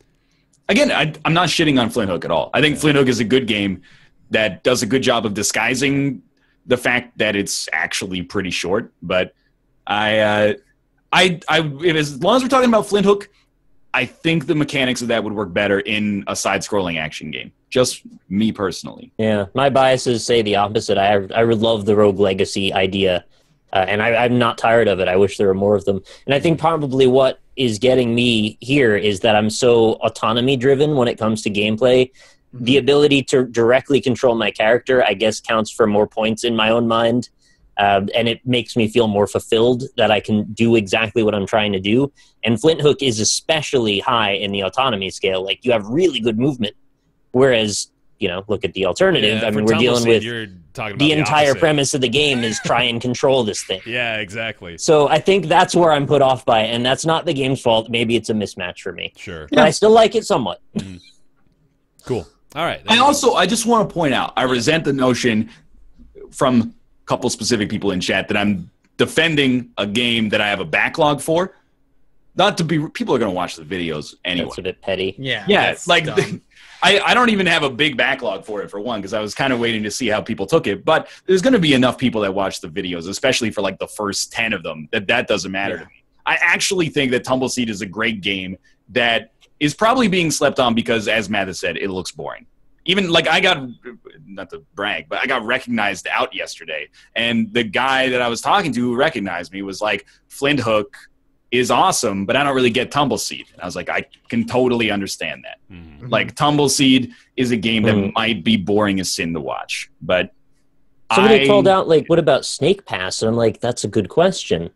Because that didn't bother me. And that game is exactly the same as Tumbleseed in that you're struggling to control a character. You still have more control over the snake. Yeah, because I know you're why. It's directly because there's no fail controlling- condition directly. That's what I was going to say. Yeah, that's what it is. And you're also like, it is the struggle to actually get the snake to go where you want, but you are moving the snake. You're not. And if you mess up, it's like you don't just lose the game and start from the beginning. You just try again. Yeah.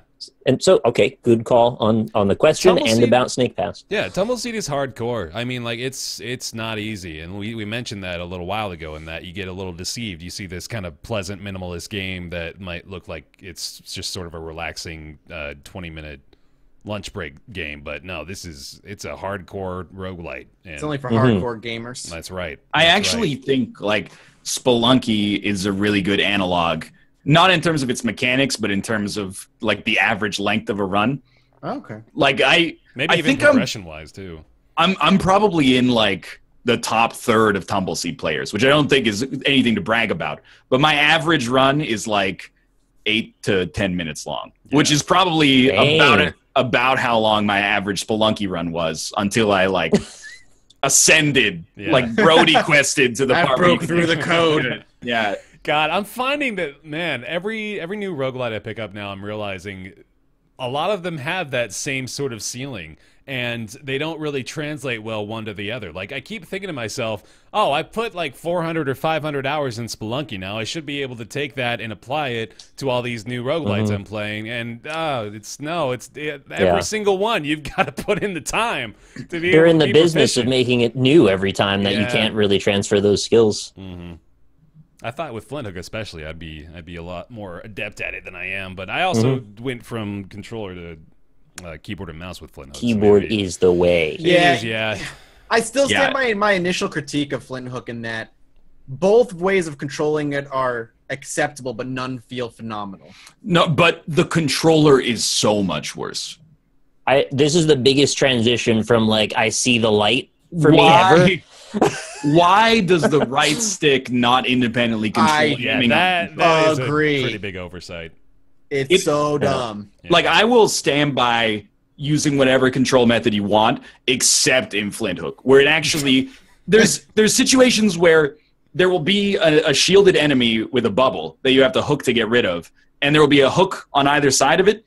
You can't consistently get it on controller unless I'm like so bad at the game that I don't even understand. But the aiming is tied to the left stick, and it's dependent on where you're actually standing, which seems crazy to me, when obviously on mouse and keyboard it just doesn't work that way.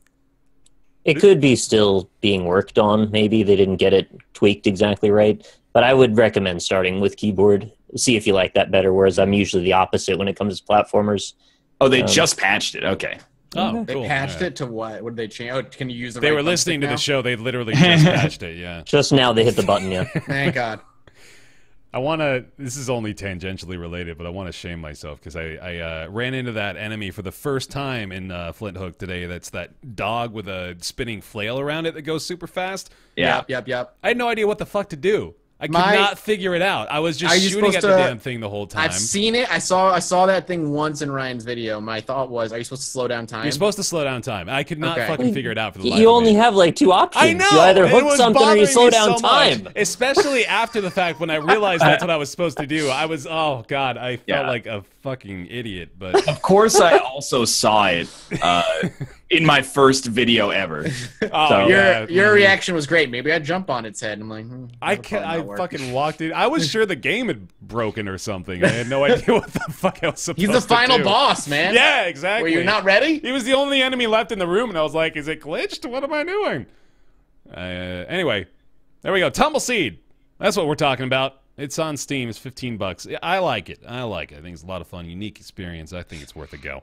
Get ready. And I recognize that I'm in this camp. This is going to be the hipster game for at least this season, where, in a year from now, people are going to be like, it was so slept on. Yeah.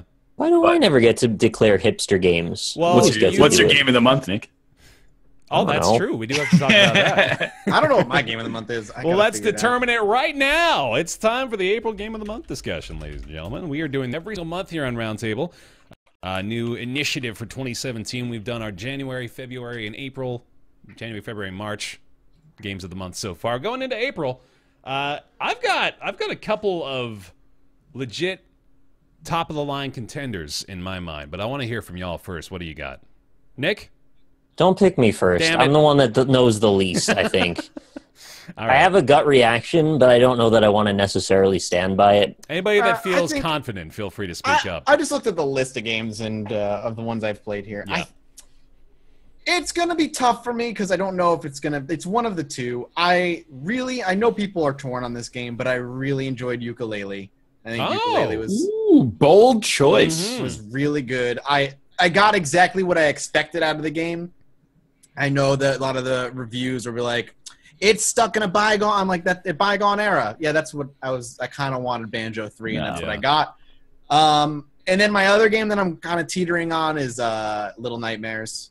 Yeah, dude. Yeah. Little I liked it. Nightmares. I liked it. Okay, so Down. you played Little Nightmares, obviously, Bear. I beat Little Nightmares. No spoilers. The only reason it's not, I'm not going to spoil anything. The only reason it's not taking away Ukulele is because the last 20 minutes of that game threw me off. Really? Yeah, I'd like to talk about that maybe one time, but Sure. it threw me for a loop in not such a good way. I was because really satisfied with it. I'm surprised to hear that. I was satisfied, but like I felt like it stepped away from what I thought it was trying to tell of a story, and then just went in a totally different direction. I can see that, actually. Yeah, I can understand that. But Ukulele, I think, is going to take it from me. That's a really surprising choice, actually. We may very well have 4 entirely different selections for April. That's exciting. Ryan, you ready? Yeah, I mean, I think it's Tumbleseed. good. It's good that we talked about both of these games, but I think for me, I didn't play a ton in April, and it comes down to Flint Hook versus Tumbleseed, and I definitely see myself playing more Tumbleseed than Flint Hook. So I would give it. That's a May release, though. That's technically. Oh, you're May right. 2nd. You got know what? Ah! That actually count. is May 1st. But I don't feel like I want to give it to Flint Hook. You know? And it's not just out of pettiness. I refuse! Smash his face into the mud. Because, like, I think Flint Hook is good, but I don't think it's that good. When did Battlegrounds come out? March? Yeah, I mean, that was already, like, my game of the month for March. Not even out yet. Okay. I would definitely rather give it to Flint Hook than Battlegrounds for the second month in a row. I think that is bordering on like caricature. But I don't know. I mean, I guess I don't want to say by default, but Yeah.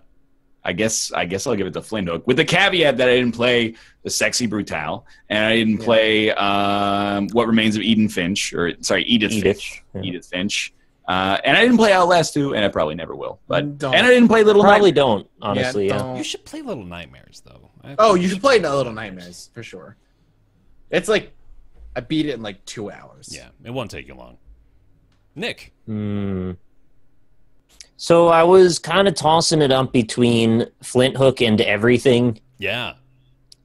The PC because release. Everything came out on PC, and I suppose that we'll let that be a thing, that if it comes out on a new platform, it just came out again. Yeah. Fine with me. And I don't know, I think if I would have played Little Nightmares, I probably would have picked that over either of them. I think you would have. Which too. is not actually a detriment to either of them either. It's just a compliment for a game I haven't played. I really like everything. It gets really, really... This seems really redundant to say, but really odd towards the end. That does say it, yeah. Yeah, Not I just realized game. what a non-statement that is. It gets odder than it is, right? It goes to a place that I didn't think this game was trying to make a statement about. That is Which- interesting. I don't know Which if is it about throws me. Microsoft being the next Netflix Yeah, creator yeah, for video there you go. games. That's where it goes. I honestly still don't know what I think about what happened when I finished everything. Huh. Maybe I never will understand that feeling. And for those reasons, Flint Hook is a much more tempting idea because I understand that it is a video game that can be started and ended and does not conceptualize every idea and thought of everything that exists in the universe. Which is not exactly. So you see my conundrum? It's not an easy decision. That's tough. Yeah. No, I'm not gonna say that's tough. Flip a coin. I'm giving it to Flint Hook. All right. Sorry, everything. Takes away our everybody with a different choice dream. Yeah, I sorry. guess, but Yeah, but like, yours is Flint Hook with an asterisk. So He I wanted to suppose- not give it to Flint Hook as hard as he could. I feel like I should recuse myself because I was away for Yeah, 8 days. you were gone. But for a that's good not portion. really sensible. And mine has an asterisk because I'd rather have given it to Little Nightmares. So, as we long can't as Flint do- Hook does not get recognized in any way as being good, But Flint Hook, podcast will be that happy. pretty dang good game. How do we Flint get- Hook came out during a month where it didn't have that much competition.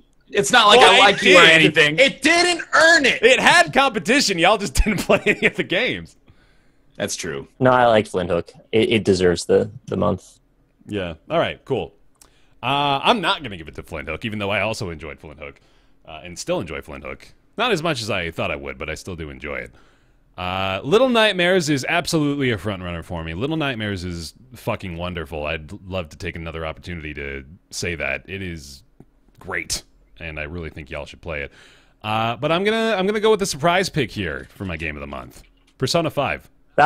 Okay, I was just going to guess that. Mm-hmm. Yep. That's a good choice. Because holy shit, I've been playing more of it this week. I'm up to like I think 20-ish hours. wow. Yeah, so I've been going some late nights with this Has one. it super hooked you now? It's got me pretty fucking deep, I'll be honest with you. I'm really into the story, surprisingly. I did not expect that at all, but I'm really enjoying finding out what's going on and learning more about these characters. And like it's you know, this probably isn't surprising, but it's playing out like a really good anime to me. It's really cool that it's No, I've been watching anime again. yeah, dude. Good shit. And I'm watching the dumbest thing. Oh, you're watching. I can't remember. Hold on. The name of this one. No, you're gonna have to say It's it again. great. Miss Kobayashi's Dragon Maid. There you go. Yeah, Miss Kobayashi's Dragon Maid. It's so good though. That's the anime you're What? watching, man. I'm also going to say what? Miss Kobayashi's Miss Dragon Maid. Kobayashi's Dragon Maid. It's like a slice of life comedy. Oh, so good. Yeah. What is a slice of life? That's like the Miss genre it falls into. Kobayashi's Dragon Maid. Just a slice of life. I've been watching Little Witch Academia. That's a really good anime as well. Cool. Chat's about- with it's me. basically anime Chat Harry is Potter. with me. Good. Thank you. This is the only time this has ever happened, Yep. and it will be the only time it ever In happens. about 5 again. seconds, they'll revert to fuck Mathas. So just enjoy Right, it that's while fine. it lasts. Yeah. I'm gonna bask in this while I can. Yeah, no, I really like Persona 5, and it's got me back in those old JRPG days when I was a kid, when I would play these games and Yeah. get super involved with the characters and stuff. And I'm really It's well shocked written. by it. I really am. I did not expect to like it, but I've thoroughly enjoyed my time. So Persona 5, that's definitely my answer. I intend to play it, just haven't yet. Mm-hmm. I loved 4, and it's too explosive right now. I need to let it settle down a Sure. little, and I'll probably play it over the summer. Yeah, you got to wait until Atlas isn't looking for people to ban. Yeah, that exactly. All right, so yeah, that's mine. So we got Persona 5, a couple of Flint Hooks with caveats, and you're gonna remind me. Sorry, I totally forgot, Mathas. Which one did you choose? Ukulele, Ukulele. it's That's okay. right. Yeah, the surprise pick as well. Cool. Well, there we go. Game of the month for April of 2017. My shelf is fine, chat. Chill out. It's not fine, a little though. disheveled It's back there. fine. I'm gonna Sharpie it later tonight. Oh, okay. Then it's fine. Let's bring us into everybody's favorite segment. It's Ask Roundtable. Ask Roundtable, the weekly segment where you send your questions to roundtableyt@gmail.com, and we do our best to answer them. This week's question comes from Carl. Carl! With Skyrim coming out for the Nintendo Switch later this year, I was wondering, what games in the past few years do you think we will still be playing for years to come? He's also requested a Nick's Weird Games theme song in the form of the American National Anthem. Yep. Capable? All right, we got it. That's delightful. For years to come. With Skyrim coming out on the Switch later this year in its 8th iteration, what games do you think, made in the last few years, will be standing the test of time? What do you guys think you'll be playing in 2023? Hollow Knight. You think so? Yeah, it's going to be my new Super Metroid. I'll probably be playing it once every couple of years again. Mm-hmm. I'm kind of with you there, honestly. Hollow Knight was remarkably good. With the DLC and with the new areas, like I'm excited to play it again right now. It I is just better finished than Flint Hook. I'll give it that. Why do these devs deserve such That's abuse? such a weird position we're taking on that game with this show, man. I don't know if it's good. good or bad. It's not a bad game. We're just taking the position of fuck this pretty damn good game. Yeah, It really. is. Well, it's good. It is good. This is I think we've kind of actually addressed this question earlier in the show with the big three. You know, you got Rocket League, Hearthstone, PlayerUnknown's Battlegrounds. So those things, which one of those three would you say? We already said which one the server's going to be shut down for first. Which one of those three do you still think is going to be like maintaining the same player base in like 5 years? Rocket League. I'd say so too. Rocket League. Mhm. None of them. I think Dota and League will be around for years to come still. I think those are like CS:GO is probably not going to go anywhere. Maybe it'll be Go PlayerUnknown's anywhere. Battlegrounds, but eventually I think we're going to have a Battlefield game that just hits every nail. I think Terraria will get its 800,000th content patch in 2065, God. long after they Terraria just get 2, another 3, one? and 4. Did I believe Terraria just get another one? I believe they've canceled Otherworld or They whatever did. the other, right? So like Yeah. but that wasn't really officially a Terraria game. It was like a tower defense sort of extrapolation in the Terraria universe. But Terraria 2 is also still to be a thing and may still exist. But yes, there has been a recent content patch, and it was a merge with another game, and I don't think it looked very good. I don't know what it was exactly. Now I want to play Terraria again. I'm still saying NLSS game. Speaking of which, Yeah. I think that my archetypical candidate for something like this is tycoon/sandbox games Yeah. along the lines of RimWorld and Astroneer and Factorio. Mhm. I think that those have a conceivable niche. I haven't played it in like 4 years, but I'd throw like Kerbal Space Program in there as well. I think like stuff where you always have the ability to optimize your own gameplay style, and the art of it is completely timeless because in those games it's already bad. So it's Dwarf not like Fortress exactly. will be around for another 30 years. They've planned on passing on the code after the developers die so it can continue development. Yo, the next update, like everyone's They did like, that now. Once a year, I fall into this Dwarf Fortress hole, and it usually comes around the time where they've announced their new big update and stuff. And their new one that's coming out has to do with like bringing magic into the game, and like the way the way he's going about doing it, it's mind-boggling, and like how does that deep mean? Dwarf Fortress goes. I have to read the article again because Like, why is it mind-boggling? because of the way. All right, let me bring it up. Dwarf Fortress Magic that's coming out talks about simulating the most complex magic system ever. All right, I'm going to have to look through this article and find like a good quote for you and how he's going to do it. Okay, boggle my mind. Yeah, Get back I'm to me. going to try. Need to be mind boggled. All right, well, that'll do. Carl. Not Skyrim is my answer. Yeah, that's fair. not Fair to, answer. not to offend people, but I don't really want to play that game Certainly again. not fucking Flint Hook, that's for damn sure. God damn it, dude. Thanks. You gotta remind me. I gotta play that pretty good game after the show.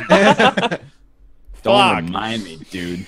Thank you, Carl, for the question. If you've got a question, hey, we could use them because we're running low. Feel free to send it over to roundtableyt@gmail.com. There's the link right there for you. That'll bring us into everybody's favorite segment after their favorite segment, and it's Nick's Weird Game. Okay, you gotta give me a second here because it's like, oh, say can. Okay, yeah. But then the note that comes at the end of the song, if I start in that octave, is high D. Yeah. So I've got to do like a pitch shift downwards when I get to the. Okay, so like this is why I can't sing. But anyway, Drop D. Yeah. Also, I don't know off my heart the American national anthem, but I think this is roughly the structure. Give me your interpretation. Yeah. This is I got. Oh, it's time for weird games from the shelf of our Nick. From an era long gone, it's a turd since forgotten, whose bad names and controls made us all motion sick. Oh, right. Got a lukewarm thumbs down, so the devs were downtrodden. It's a 4 out of 10, and it's not too kidding. Though I hear that's all right, it is not a weird game. Don't play this Nick's Weird Game. It's not worth your time. Hey, that was good. For the PlayStation 3 from 2009. Thank you. This is where the camera pans over to the audience. You got somebody crying. Yeah. That was a roller coaster ride. I went to put my hand over my heart, and I saw which direction you did it, and I copied without thinking which side of my chest my heart was on. Oh, they're doing this one. Okay. Yeah, I tried to match you. Nick's Weird Games. Closer chats. That was a lot of fun. Okay, you all ready for this? Y'all ready for this? You're not going to get it, but here we go. That's what I hear. Today's game is on the PS1. Of course. It is developed by a developer called Alpha System, ALFA. Oh, man. Like alfalfa. Throwing us for a loop. Okay. We're talking a release in North America of 1998. Oh, Jesus. And it's a light gun shooter with both single and multiplayer. Oh, no. Oh, Jesus Christ. 98 I'll even light give you gun this shooter one. on the PS1? I'll give you this one. If you've ever seen the game, you might actually get it based on this info. Okay. It is a 2-disc case with 1 disc inside. They use the entire second half for an instruction booklet. Oh, Are you God. serious? It's not even very big. I don't know have what it? they're doing. Yeah, I got it. Oh, that's amazing. It's sitting right over there. I'm going to show it to you after you don't guess it. It's no way it's any of like the normal stuff. Yeah, Like, you gotta say like It's Silent not. Scope, Time Crisis. It's Japanese nonsense game. All right. So yeah. figure it out based on that, I suppose. So like boobs, girls. Is Oh, anybody there's in... boobs. There's boobs and girls on the cover. All right, all right. Yes. Is Hell it Radiant yes. Silver Gun? No, but that does have gun in the title, so that's not a bad guess. Listen, you've already beaten me. I don't know. I never played so- any light gun games at home. This game was critically very well received. Oh. It has a science fantasy setting, which is they add the little opinion of which is uncommon in light gun shooters. Oh, yeah. Along with its incorporation of RPG elements, and particularly the artistry of its presentation, features an orchestral soundtrack and animated cutscenes directed by the anime director Rintaro. So if It's you know, if you're a big Rintaro Rintaro fan, you might be my best excited by friend. this news. Has anyone in chat gotten this? Yes, actually, Wow. several. Man, They know there are 98 light gun shooters on PS1. they fucking do. All 2 of them. We always try to pull the wool over their eyes, but they're on All right. top of it. I'm tapping out. Yeah, right there's now. no way, dude. The events of the game are framed through the character Tagami, a secret character in Shikigami no Shiro, which is another title developed by Alpha System. A mysterious figure travels the world in which the game is set many centuries after the main events conclude in order to investigate what caused the world's destruction. Whoa! How does that even make sense? Oh, not Something the world. destroyed the world, and he travels the world to figure out what destroyed We it. gotta get through the world, man. We gotta figure out what happened to this world. Listen, you blew my mind before I'm going to blow your mind with Dwarf Fortress magic. So. Dude, Oh, it was published by Working Designs, also, if you needed to know that one. No, you've got. I'm at 0%. What if I capability tell to you answer the this. name in Japanese? Oh no, it's a two-part name. Gensi Kyoko Sairi Kidodan. Weird shoes. Namabiru Hitotsu onegashimasu. All right. So Konnichiwa, Senpai-san. I'm gonna just go ahead and take the W on this one. This is Elemental Gearbolt. Wow. It has a never nice heard of shiny it. cover. That You can does, see yeah, it's got the opalescent, like iridescence going on with It's it. got that Pokemon holographic card got feel that- to it. That double Oh, decker yeah. CD case I was talking All too about. familiar with that. Oh no, the back has a crack in it. No! All of my value. Your resale Let's value find gone. out how much this is worth. Yeah. Let's My do it right value. This is now. What is the name of the game again? What's the name? Elemental Gearbolt. Mental Gear. And congrats to Brimthrone for being, I think, the first person who got that. Find out Oh shit! just It's like how much- $100 game. God damn it! The one time it's actually worth something, it's got a crack in the case. Oh, you're fucked, dude. This thing is I'm fucked. I'm out. 119. 80 bucks 129. easy, dude. What am I gonna do? Konnichiwa, minasan. My value. You don't speak French. I thought you said the word gun was in the game name. No, I just said it's a good guess because it's a gun game. I didn't say it was the title though. Hell yeah, dog. I was so sure I was going to get that when you said it was a light gun shooter released in 1998 on the PS1. I was ready for it, but Yeah, you know all the main names. Yeah. You don't know the back alleys of light gun shooters. Do you want me to blow your mind with Dwarf Fortress stuff before we sign yeah, off? go ahead. All right, here we go. What? No, Ryan, you don't? Ryan says no. Just leave. All right, I'm gonna. Here's the lead-in question from PC Gamer was how does teleportation, if Dwarf Fortress is about simulating existence, how does it work? Don't you think it would affect every aspect of the world? And then he's like, yeah, that's the problem. It's about telling them what teleportation does, what it's used for, and linking that to their general behaviors like walking around.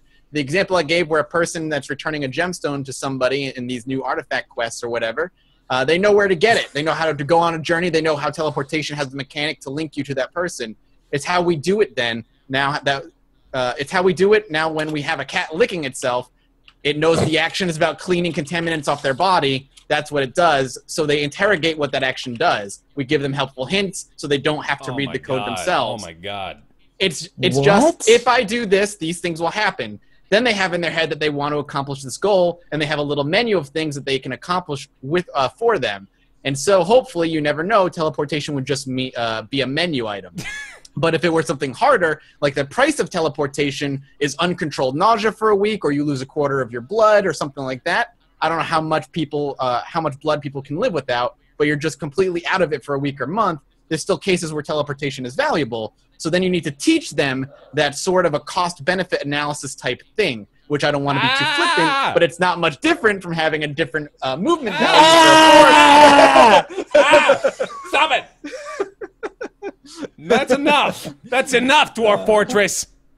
I'm Knock it imagining off. people teleporting and splashing a quarter of their blood on the ground as they leave. That's What the hell happened? He's teaching the AI like cost analysis Oh my, benefits. that's fucking ridiculous.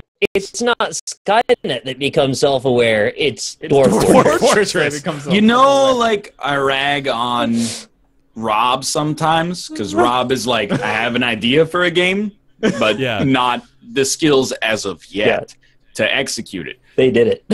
But this is why every studio needs one of those people to just be like, that's enough. This thing's got to come out. That's too much. Yeah. Set the scope too far, But man. it's crazy that he already has in the game, like, the AI can differentiate cost analysis benefit, but then introducing magic to the world and having them It's have just to, like a logical analyze function that. is just fucking insane.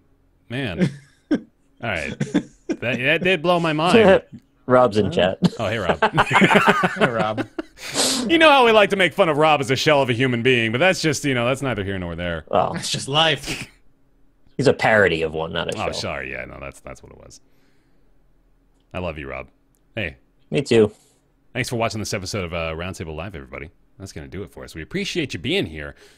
Thank you very much for watching here on twitch.tv/Roundtable Podcast. That's where you'll catch us live every Friday here at 3 o'clock Pacific, 6 o'clock Eastern Standard Time.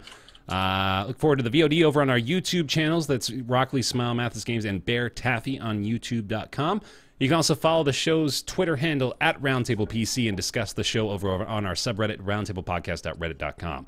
Thank you very much to our Patreon supporters over on patreon.com/roundtable. Over there, you can support the show for as little as $1 or as much as you want per month and keep us going. We really appreciate that. The pledges this week at the this week at the $20 level and above come from Julian Avelsgaard, Scotty119, Jonathan Graham, John Kalchik, O. Thomas Games BR, Jakar Sampson with the dance number, Sehoa, Kolnar, Jamie Tinsley, Joseph Boss, Ben Gillette, Michael Bush Larson, Talks to Wall, TJ Majesty, Chaos We're No Strangers to the Love Theorist, Colby Klein, Greenlight, Oren Saltzman, Christopher Flagg, Brizzlebrip, Eric Schooley, Myth Scarab, Positron, Mediocrities, Justin Smurfett, and Logan Ray. Thank you all very much again for your maintained support and pledges on patreon.com/roundtable, and thank you all very much for watching. We'll be back next week here on twitch.tv/Roundtable Podcast. Thank you very much for being here, and we'll see you then. Goodbye. See y'all. Goodbye. Later. There we go.